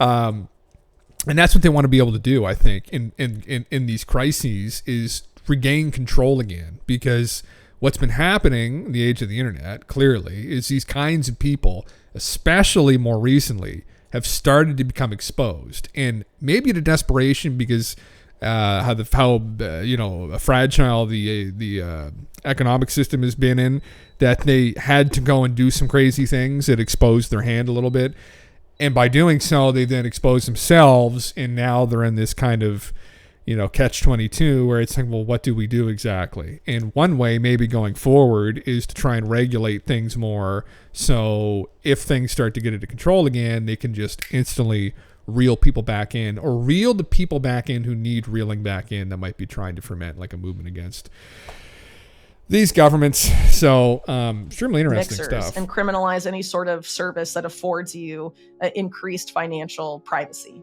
Webb warns against the entry of powerful financial institutions like BlackRock into the Bitcoin space, saying this is definitely a negative development in crypto.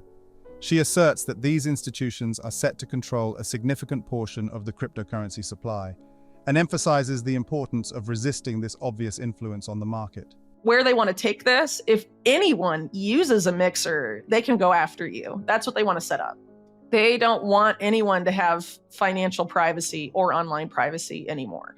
And that's what part of this agenda about a regulated internet is. And it directly ties in with stuff like a central bank digital currency, at least what people are concerned about a CBDC for, which is the surveillance capability and the programmability aspect. It's all tied up with this effort to regulate the internet, which isn't really fair to say it's regulating the internet. It's more like taking complete control of the internet, a complete coup of the internet for unprecedented surveillance and control of people's online lives.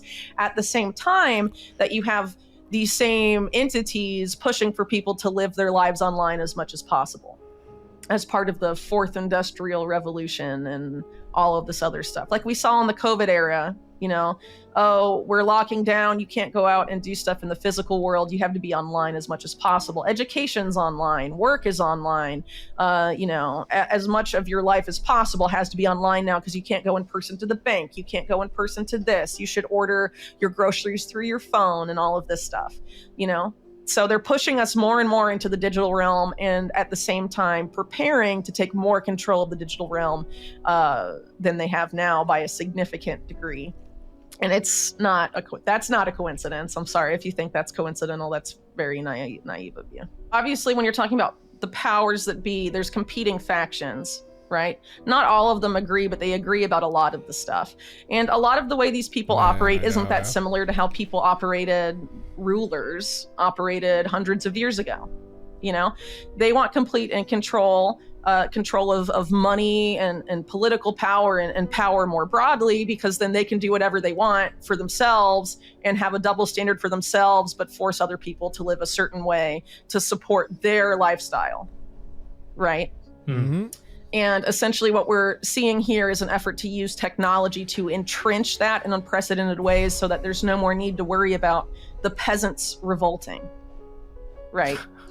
I think that's ultimately what it comes down to. So as an example, this push for a regulated internet and the end of online anonymity and all of that is directly related to the fact that it's a mathematical inevitability that our debt-based monetary system will collapse at some point. And that the banking system, particularly Wall Street and its global equivalents, have engaged in an unprecedented degree of malfeasance and corruption and insane financial gambling activities. And just like 2008, right? That's going to explode at some point. But in 2008, people knew it was the banks and they were mad at the banks, weren't they? So if you're the banks and that's going to happen again, and you're in bed with the intelligence agencies and the government, or in the case of the US, you own the central bank, right? You don't want that to happen again. So how do you find a way to blame somebody else for the financial system imploding? And when you bring the financial system back, what do these people, people like Jamie Dimon and all these top bankers, like what is their ideal scenario for money? and how people interact with and use money. Well, being able to grift as much as you want and take as much as you want from the people under you without them knowing or complaining, because I mean, that's what they've been doing for decades, right? Wall Street. So they want to keep doing that. They don't want to change their behavior. So they want to find a way to be able to steal from the underclass as much as possible without the underclass complaining or revolting, and control how they spend their money. And control their financial and other behavior so that they can maintain their place on the top. So what we're having is the engineering of a neo-feudal society where you have the small upper class and then a massive underclass that the upper class can manipulate and control and, you know, do whatever they want with as they see fit. And so that's what I think the ambition of a lot of these various initiatives we're seeing for unprecedented control and surveillance are aimed at. And the goal is to use technology, whether it's AI or any of these other emerging technologies, to be able to do that, because obviously there's so much more of us than there are of them. And so in order to scale what they want to scale, to be able to deal with the huge difference in size between their class and our class, they feel like, you know, they need these emerging technologies. They need AI. And that's why I see AI as a largely negative thing, because the people that want to do this are the ones setting it up and programming it and deciding what its objectives are. Welcome back. Webb foresees a looming economic catastrophe driven by collapsing fiat money systems, rampant inflation, and bank failures. She suggests transitioning to a Bitcoin standard might be on the horizon as the world grapples with the impending crisis. Oh shit, she I don't know asserts about that. the promises made by the Federal Reserve and central banks have been hollow, leading to excessive money printing and a proliferation of poor investments. And with the aftermath of the recent inflation surge, Webb says this will not lead to a return to the status quo. What do you think about her prediction for Bitcoin and where we're headed in the first half of... Oh, but I think where we're headed for is the woods. Bottle caps in the woods. Call up the boys. Live in the woods with the bottle caps. Fuck it. Yeah, I don't know. I honestly think probably that's where things are gonna go, sadly. But yeah, hey, times can be good in the woods. Not up here in old Canada. Gets pretty fucking cold like right now, as some people in here like Digi can attest to. Particularly cold where Digi is. Fucking still cold here, actually. Fix this goddamn hair. Anyway, give it up. Man. Yeah, I don't know. You hear that stuff and it's like, it's all going for shit, huh? Live free, right? Live free. Yeah, I don't know. I legitimately think that probably the only way out of that system of control is to kind of decentralize away from the systems that have been put in place. Unfortunately, away from maybe even governments to some degree at some point, if they become compromised enough, which they kind of are already pretty fucking compromised. There are still good people within government. I know a couple good people within government. But, you know, it's just she's pretty broken. But then to some degree as well, you can maybe argue the human spirit is kind of consequently broken as well. I mean, you know, there's some deeper things going on here that's led people to do these kinds of things, and the majority of people to put up with these kinds of people who do these kinds of things. You know, so yeah, well, yeah, that can be the case. It's not going to be a cult, all right? We're not going to bring flashlights into the woods and try and summon the aliens, because I don't know how to filter water or hunt. So only hope is what I do know, which is schizo woo-woo. Will the Pleiadians come down and bring us some meat? Actually, they're vegetarians, so whatever the fuck they want to bring. Beyond Meat. They can bring us those Beyond Meat burgers. Whatever they want to do, right? We'll take it. I really, really hope that happens. Otherwise, it's Lyme disease and probably starvation. You know. Anyway, moving on. Speaking of that, yeah, pescatarian, fuck. Uh-oh. Well, actually, that's probably a good thing now, honestly. Pescatarian is when you eat both, right? Yeah. Yeah, pescatarian is probably what you need. Yeah. I used to be vegetarian, actually. I watched back in the day. I watched oh my God, Pam Anderson did a documentary on KFC chickens called KFC Cruelty. And I swear to God, I watched that movie, and it wasn't because I grew up watching Pam on VIP on Spike TV. But it legitimately made me sick to my stomach that I was participating in factory farming. So when I was 18, I said, fuck meat. I'm going to become vegetarian. And for like almost 2 years, I was vegetarian. And I was going to the gym a lot then. And I was in pretty good shape. And I lost 35 pounds of tissue, muscle tissue. And I was very skinny, and people kept asking me if I was okay. And I was like, yeah, what the fuck are you talking about? I feel great. I feel awesome. I'm in tune with, whatever, the energies. I feel great, right? I'm not eating meat. I'm not eating this dirty factory-produced meat. Anyway, no, it didn't work out for me at all. And I ended up going right back to steak. Then I was just kind of more cognitive of like what I'm eating and like not participating as much in factory farming, although we just bought a giant fucking thing of chicken from Costco. So but now times are tough now. I have the excuse that times are tough. Yeah. It's fine. I only eat seafood. Oh, okay. There you go. Because fish don't have feelings, right? Is that why? Yeah. Fish don't have feelings. Fish is fair game. Yeah. I try not to eat pigs. Pork, I love pigs. Pig, that's just, I have a dog. We have a dog. And pigs are like dogs, and it's just, I can't even imagine. Like, yeah. Oh, fuck yeah. Well, there you go. That's kind of sick then. That's a bit different, yeah. Costco chicken, yeah. Yeah, it was, I try not to. The rotisserie chickens at Costco fucking slam though. Those things just hit so hard. Those fucking Costco rotisseries. I got on a bender where we were just going through rotisserie after rotisserie. I had to slow the fuck down. They're fucking great. So convenient. So cheap. Honestly, like $7.99. If you're in the States, you're like fucking $5 for a rotisserie chicken. That has like fucking 190 grams of protein on that whole thing. If you're able to suck the whole thing back somehow. I don't know how you do that, but you pick every last bit of meat off you possibly can. Awesome. Anyway, you might like Swiss Chalet box chicken. Oh yeah, I used to hit up Swiss Chalet. Swiss Chalet is probably that's pretty sick. Yeah. Oh yeah, it's got that Swiss sauce. Oh nice.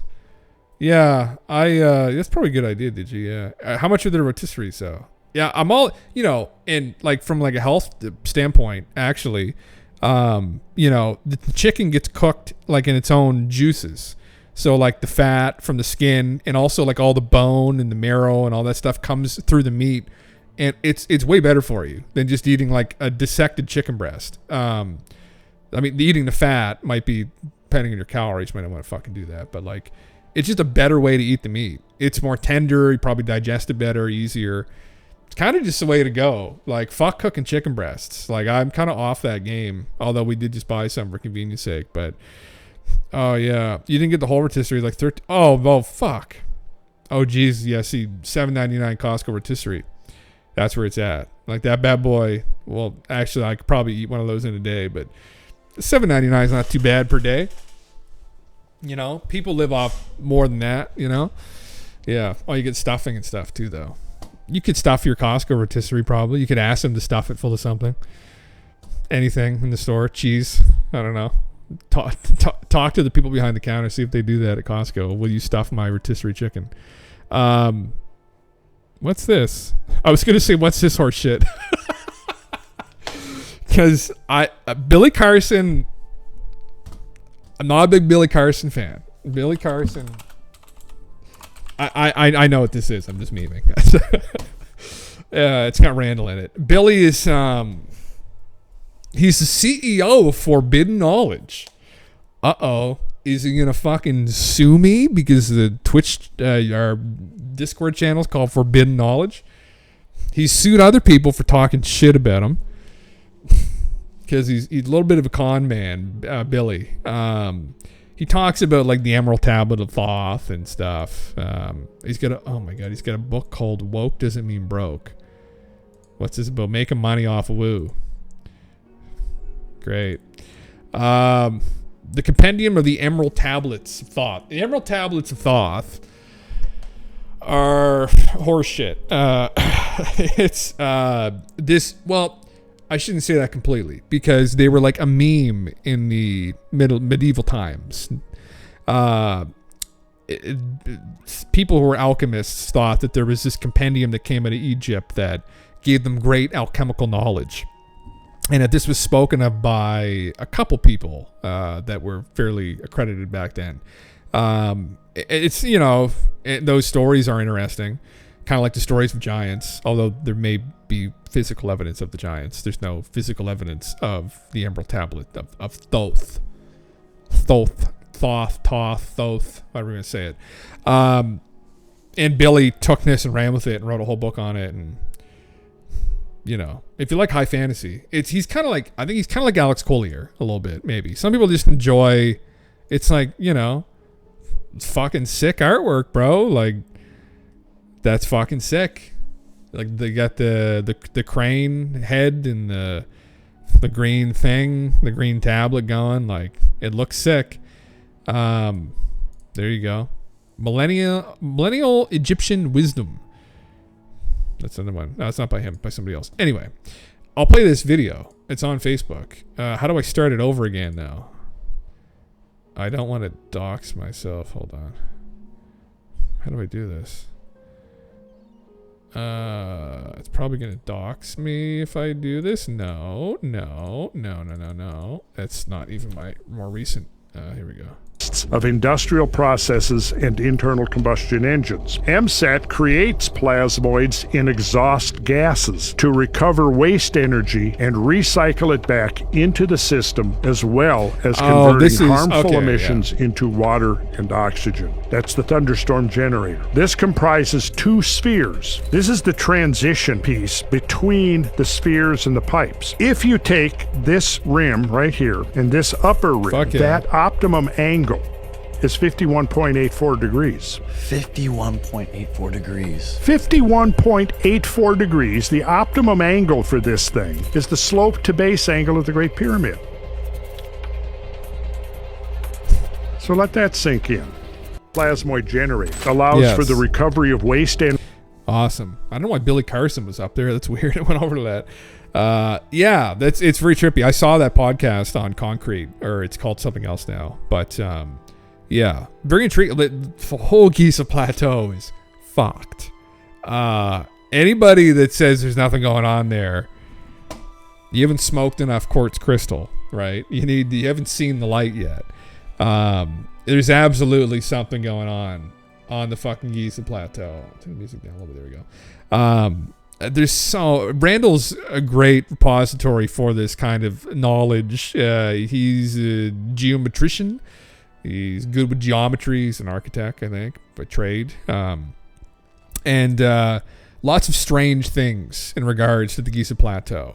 And this is a little known fact, I guess, that the entire plateau, when they originally built it, was leveled out entirely and essentially evenly to like the width of like a human, I think it's a fingernail maybe. So they leveled the entire thing out equally to the level of like a human fingernail. Like, that's how precisely the plateau was leveled down to. Like, and when you see the size of it, I haven't seen it in person, I wish that I had, but when you see up close imagery of how big it is, it becomes just ridiculous. And the level of precision involved when you see people going through the interior of some of those pyramids at the Giza Plateau, mainly the Great Pyramid, is just even more mind-bending, right? Like, yeah.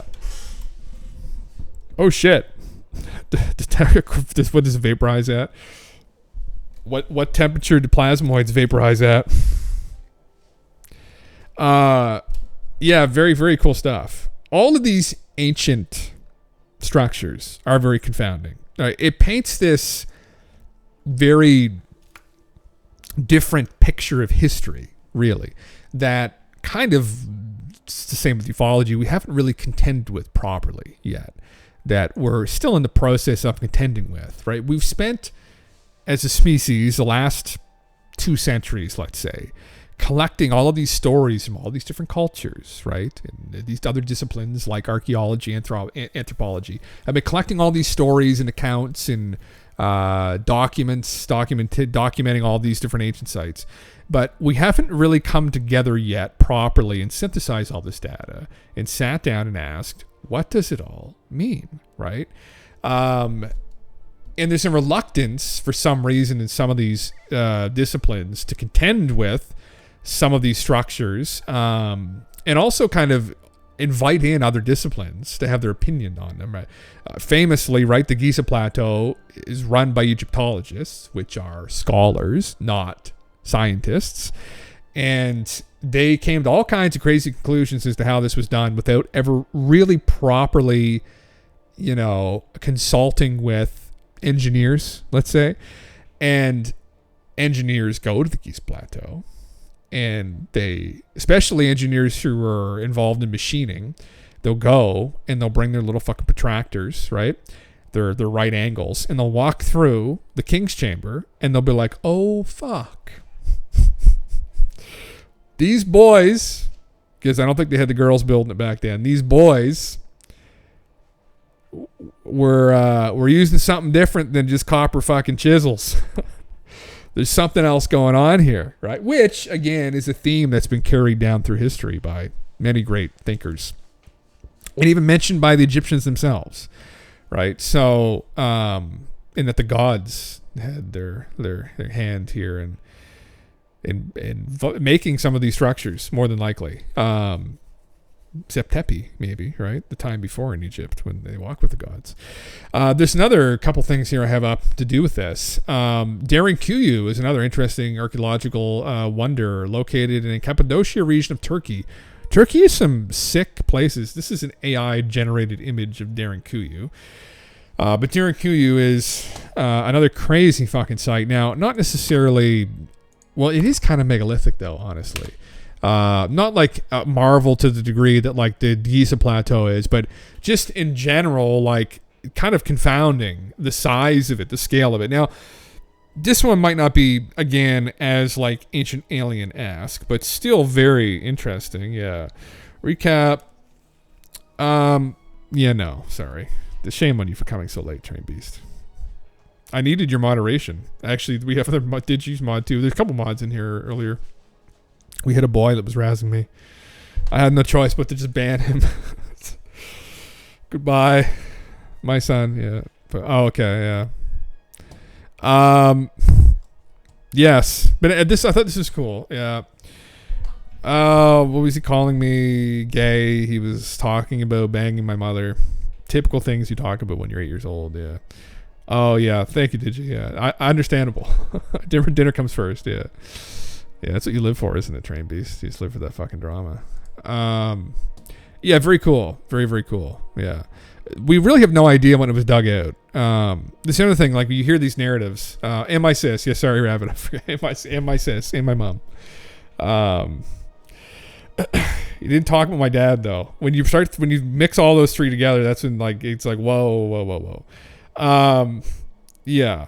But, this narrative that, we know when this was built and we have an idea. We have an idea, I guess, sometimes. We have anecdotes involved with some of these cases as to when this might have been constructed, but honestly, we have no idea. There isn't really a way to carbonate stone. There's just a way to carbonate the organic material found around the stone.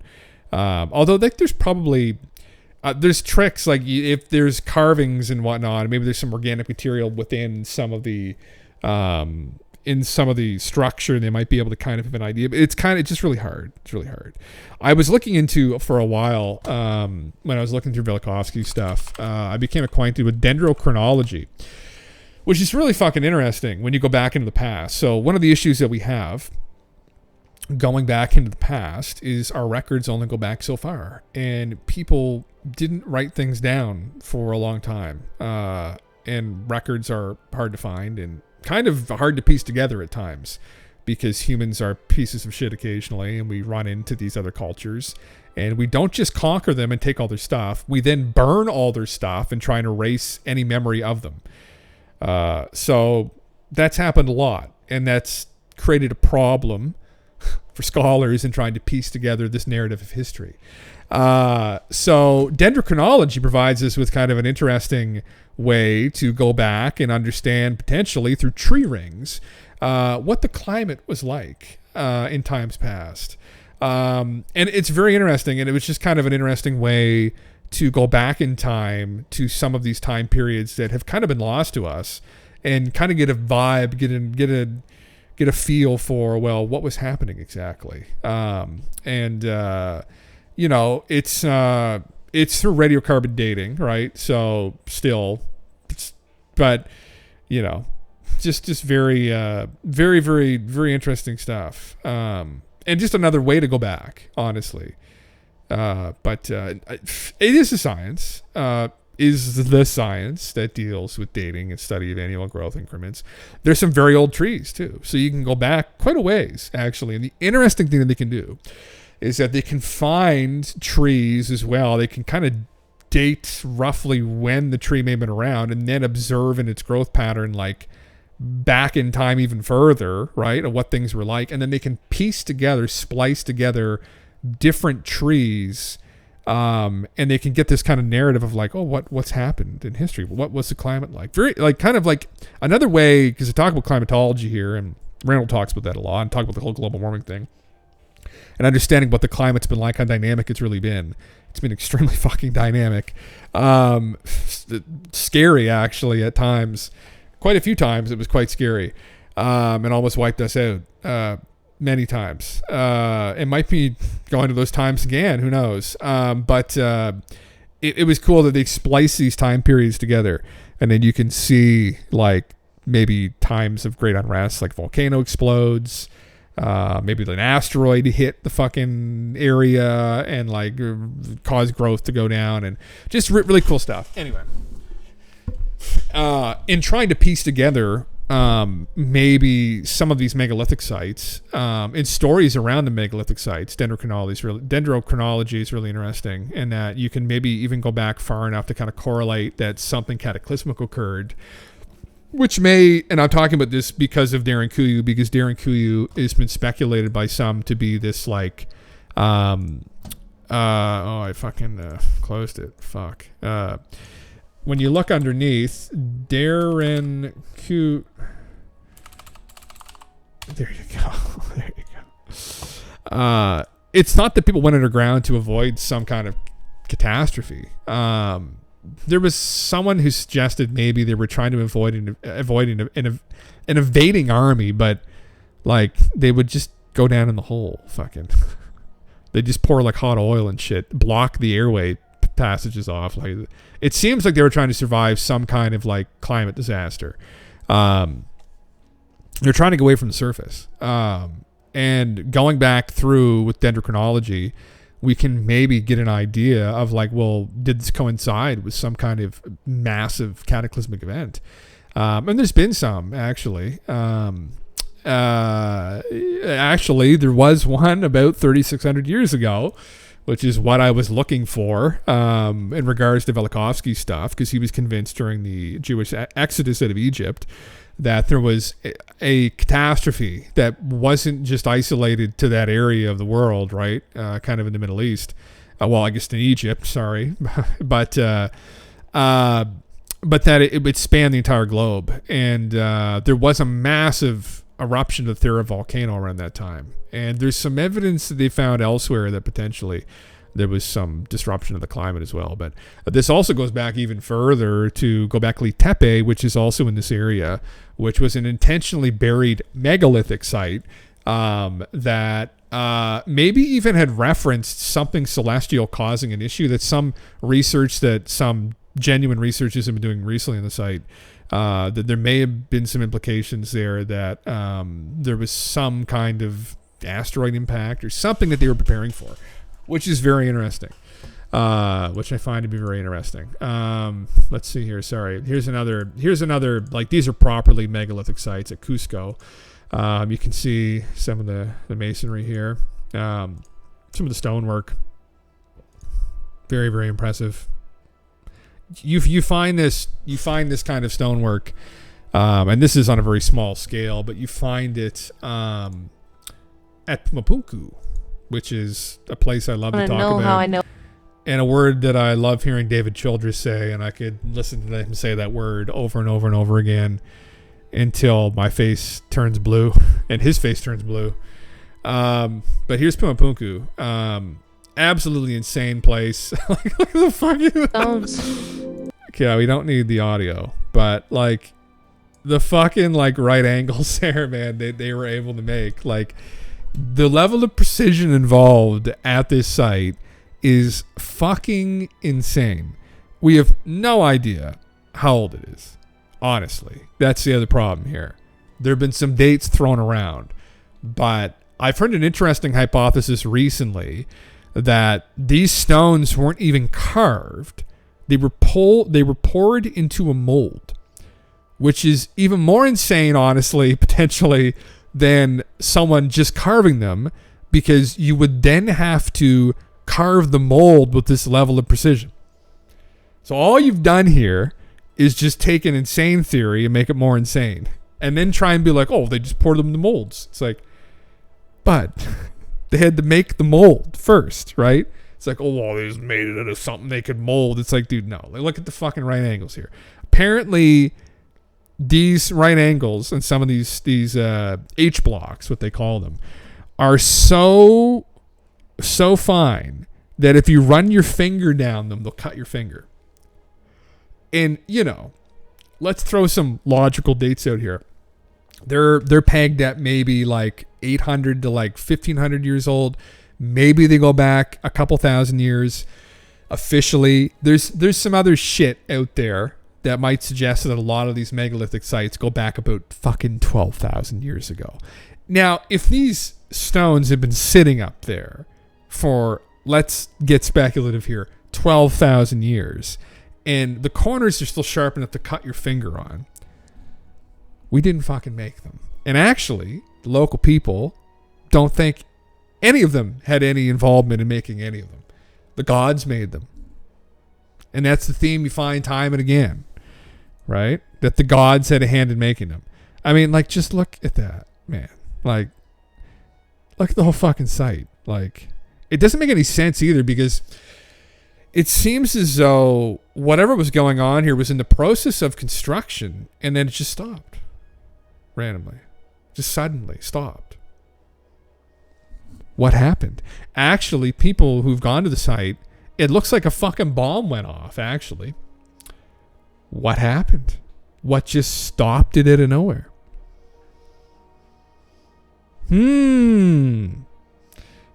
That's a good question. Do I have to fix the chat bubbles? Or can I just let them shittily just bubble up there? Fuck. Yeah, it's definitely trending towards probably not. It's a part of the meme, right? Just this very poorly put together stream. I try and balance it out by looking at these very well put together ancient megalithic sites. Look at that. They put fucking rivets into the fucking rock. Oh my God, look at this. I would kill to go there. I would love to go there. And then there's the Viracocha. They've got the Chachapuma, one of the gods. Very, very, very intriguing. Very intriguing. The ancient site has always fascinated me. I can't see how did the poll voting go? I can't see. It didn't tell me. I think it was definitely unanimous that it's not gonna be fixed. You know what? Now, out of spite, I'm just gonna fix it. It's how we'll fix things. It's how I'll fix things here. I'll try and flip them over or something. Like, can I do this? Is this how it's done? Like this? Well, I can do this here, like this.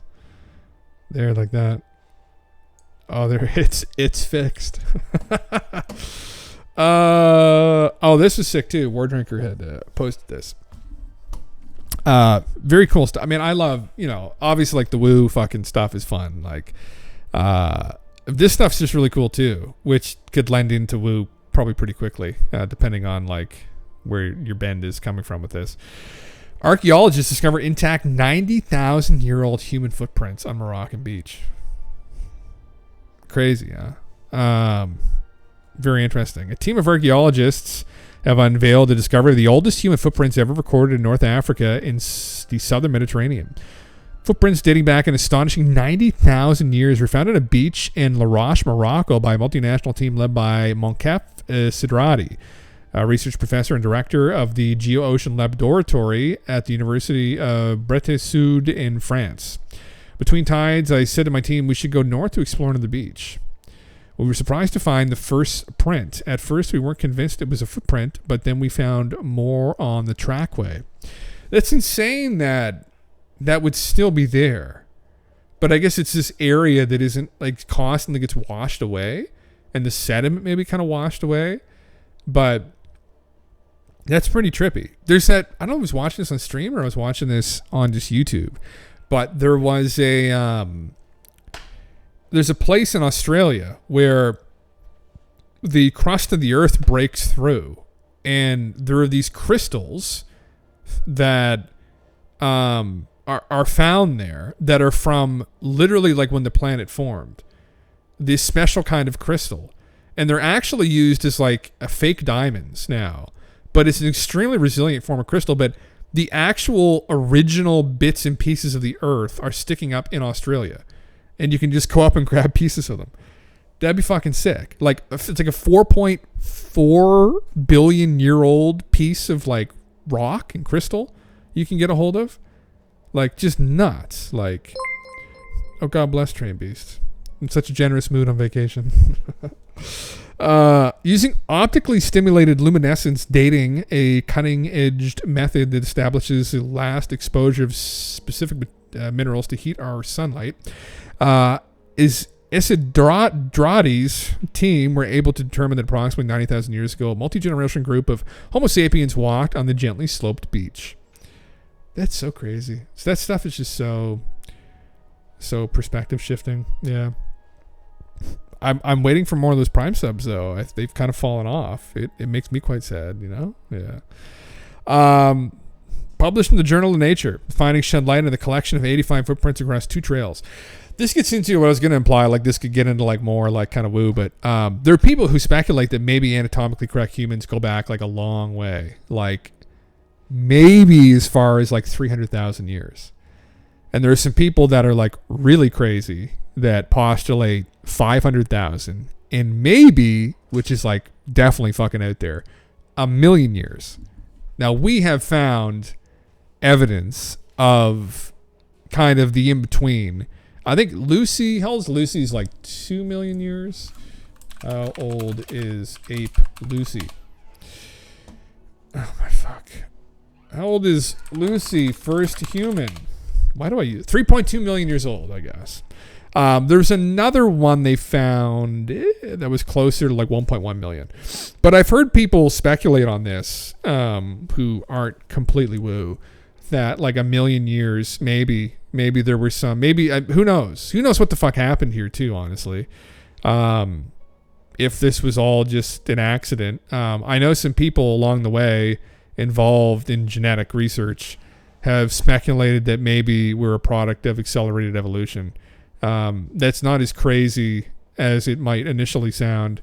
And so if that's the case, maybe there were some like fucking prototypes walking around like 1 million years ago with some of these other earlier prototypes.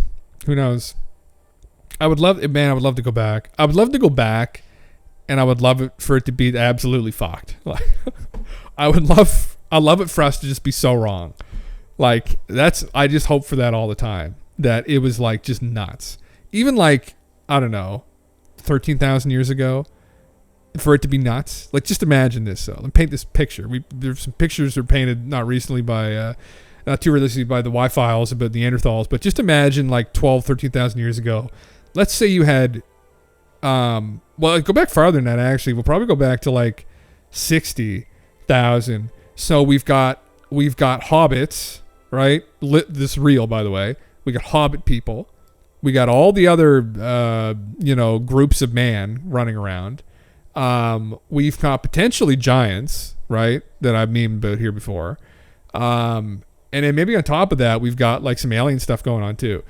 And then if you ever look up what some of these like megafauna looked like, biggest megafauna, like they're fucking insane. Like they looked fucking insane. Things might have been back not that long ago, like really fucking insane. Like Lord of the Rings insane. You got these like 8 foot tall fucking people building these megalithic sites with like fucking levitation and shit. You got hobbits running around. You got all the other groups of us running around. When did the Neanderthals go extinct? When did Neanderthals die out? 40,000 years. You got Neanderthals running around too. You've got there were other like sub races of man, right? Like Neanderthals, the Hobbit people, Homo sapiens, us. You got these crazy fucking things running around everywhere.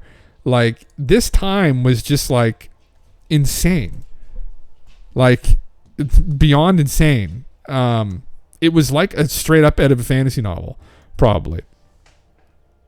That's my dream, honestly. That's absolutely my dream, that it would have been this fucking crazy. But I maybe it was. The giant thing is just like just an extra added on to all that. Oh fuck! Look at what the fuck are these things? The cave bear.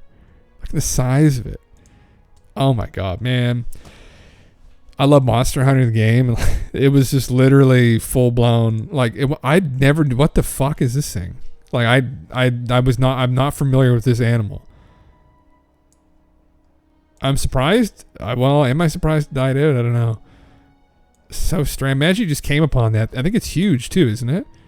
Megafauna Memories. There's so many pictures of them. What's it called? What is it called? 10 extinct giants. Holy shit. There's like regular size armadillos. Oh my god. It was like the size of like a large boar. Yeah. That's the thing, man. We didn't. What was it? I think the human race dwindled 80,000 years ago. There was a giant eruption of a volcano, like a super volcano blew up. It wasn't Yellowstone. And the human race dwindled to like, some people speculated like there was like dozens, maybe. And that you can see this in our genetic code, actually. Which is very interesting. But yeah, that's the thing though. I mean, looking, you see how big everything was. Maybe there was another race of humans. So, and this doesn't have to be Zachariah Sitchin. The giants came from Nibiru, right? That's sick. But like, that doesn't have to be what happened. It could be this is another lost race of man. There were, is it Australopithecus, whatever the fuck, the big tall ape that people think that Bigfoot is. There were a couple base apes maybe that like maybe. However we evolved, right? Maybe there was a couple other branches, like the Hobbit people, Neanderthals, us. I think there's like 2 more that went extinct. Maybe there was a giant group that was like really tall, like 7.5, 8 feet tall. And maybe there weren't a lot of them. Maybe they were more intelligent than us. Maybe they were even ahead of the curve than us. And maybe they died out because there weren't a lot of them. That's exactly it, man. Yeah, it doesn't have to be nuts. And, honestly, they're depicted, and that's the thing with this argument, that it gets like shit on. I'll put the giant picture up here again. It gets shit on constantly, but it is memed on constantly by many of these ancient cultures. Where did that picture go? I posted it the other night. I didn't know I had it in here, actually. I just randomly selected it. Oh, that's too bad. It's a good one where it just shows the height difference in these guys versus us. This is the one that I always show here, but like they're all over the place. Stories of them are everywhere too. it doesn't necessarily have to be, you know, aliens. Although they're referred to as being literally extraterrestrial, not from Earth, but it could just be a lost race of man too, right? That was just ahead of the curve, bigger, stronger, maybe smarter, I don't know, and then they just died out, kind of like Neanderthals. But the mystery is we have all the bones to these other groups. Where are their bones? That's the real mystery. We have recovered their skeletons, though. I am completely convicted that we've recovered their skeletons. The weird part is, like, why did they disappear? It's too well. It's one of those things. It's too well documented. But it was documented over 100 years ago. But it was very well documented by accredited people, archaeologists, anthropologists, and it was a mystery as to where the remains went. Like, someone almost literally disappeared the remains, and that's where the story gets weird. But if they were more advanced than us, and if they were involved in constructing some of these megaliths, that story might be enough to where people who are keepers of this forbidden knowledge, right? Like, I don't know, Masonic fraternities who were involved in the founding of the United States and many Western democracies, decided to just keep this a little secret because they're the keepers of these great secrets, right? And they're the ones that work within government and private industry, and you know, they may be the ones involved and may have been initially involved in buying up all of these little collections of skeletons because they may have had a better understanding handed down to them as to who these people were and or what they were associated with, and that these were the people that generated all this forbidden knowledge, the secret knowledge, geometry, etc. These were the gods. That's just the running hypothesis as to what could have happened, as to why they would have disappeared them and why we didn't disappear the Neanderthal skeletons, right? Then there's not a lot of them either. That could be their option. So who knows? And or we just haven't really found them yet, potentially. We just found the Hobbit people, the Hobbit race of humans. Homo florensis was a very short, compared to the average modern human, was very short, about 1.5 meters tall. This is what earned Homo florensis its nickname, the Hobbit, after a fictional group of short, human-like creatures created by author J.R.R. Tolkien. So, when did we discover them, though? Both species survived until around 50 to 60,000 years ago. Which is interesting because it was 80,000 years ago we all got, like, fucked by this giant eruption of the volcano. Here they are here. This fucking little guy. What's up, my dude? Bruh. Oh, shit. Oop. That's what they look like. They were people. The fuck? Yes, that was shit would have sucked. What, 1.5? So they're just like 3 feet tall, essentially. My people. Hey, I would love to live with the hobbits. Oh, I'd love to live in Hobbiton, my dream. Yeah, shit wouldn't have been going too well there if they would have been on the same aisle as the Komodo dragons. That wouldn't have gone too well there for them. That would have fucking sucked, being 3 feet tall and have to fight that literal dragons. If you're 3 feet tall fighting a Komodo dragon, like that's a literal dragon. That's no fucking joke. But you know, we have the little peepo. Why don't we have the big peepo? The question is, we just haven't found out their skulls. Although there have been skulls found of people that large. Just we haven't tied it into another group of humans.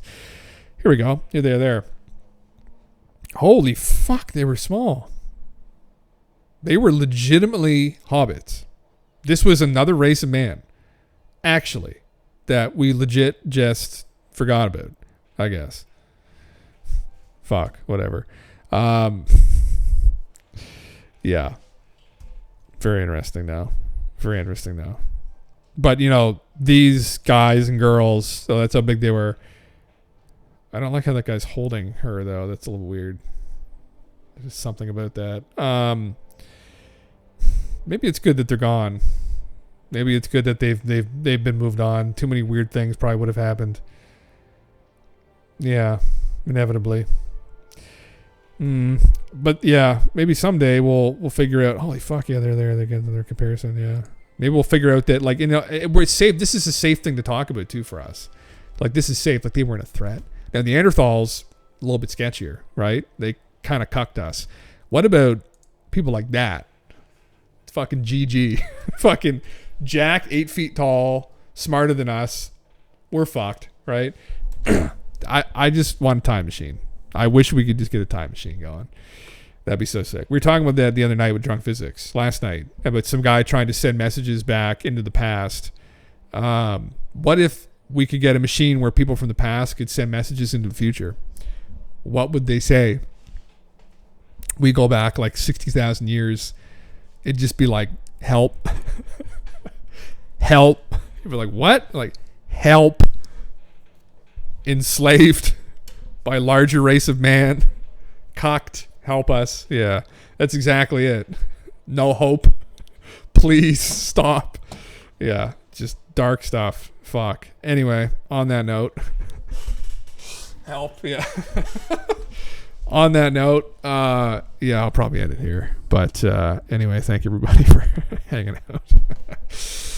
Jesus Christ. I was going to watch the fucking Bob Lazar documentary. God damn it. Where did it go? I'll watch this during next stream. Oh, fuck it. Yeah, it's an hour long. I got distracted. I'm going to post this in the Discord right now, actually. Just so when that happens, we'll jump onto it, you know. But everybody, as always, yeah, stay safe, and we'll talk to everybody soon. Streaming through the digital night, Jim Russell, he's guiding the light, unveiling mysteries of the unknown, UFOs in the alien zone.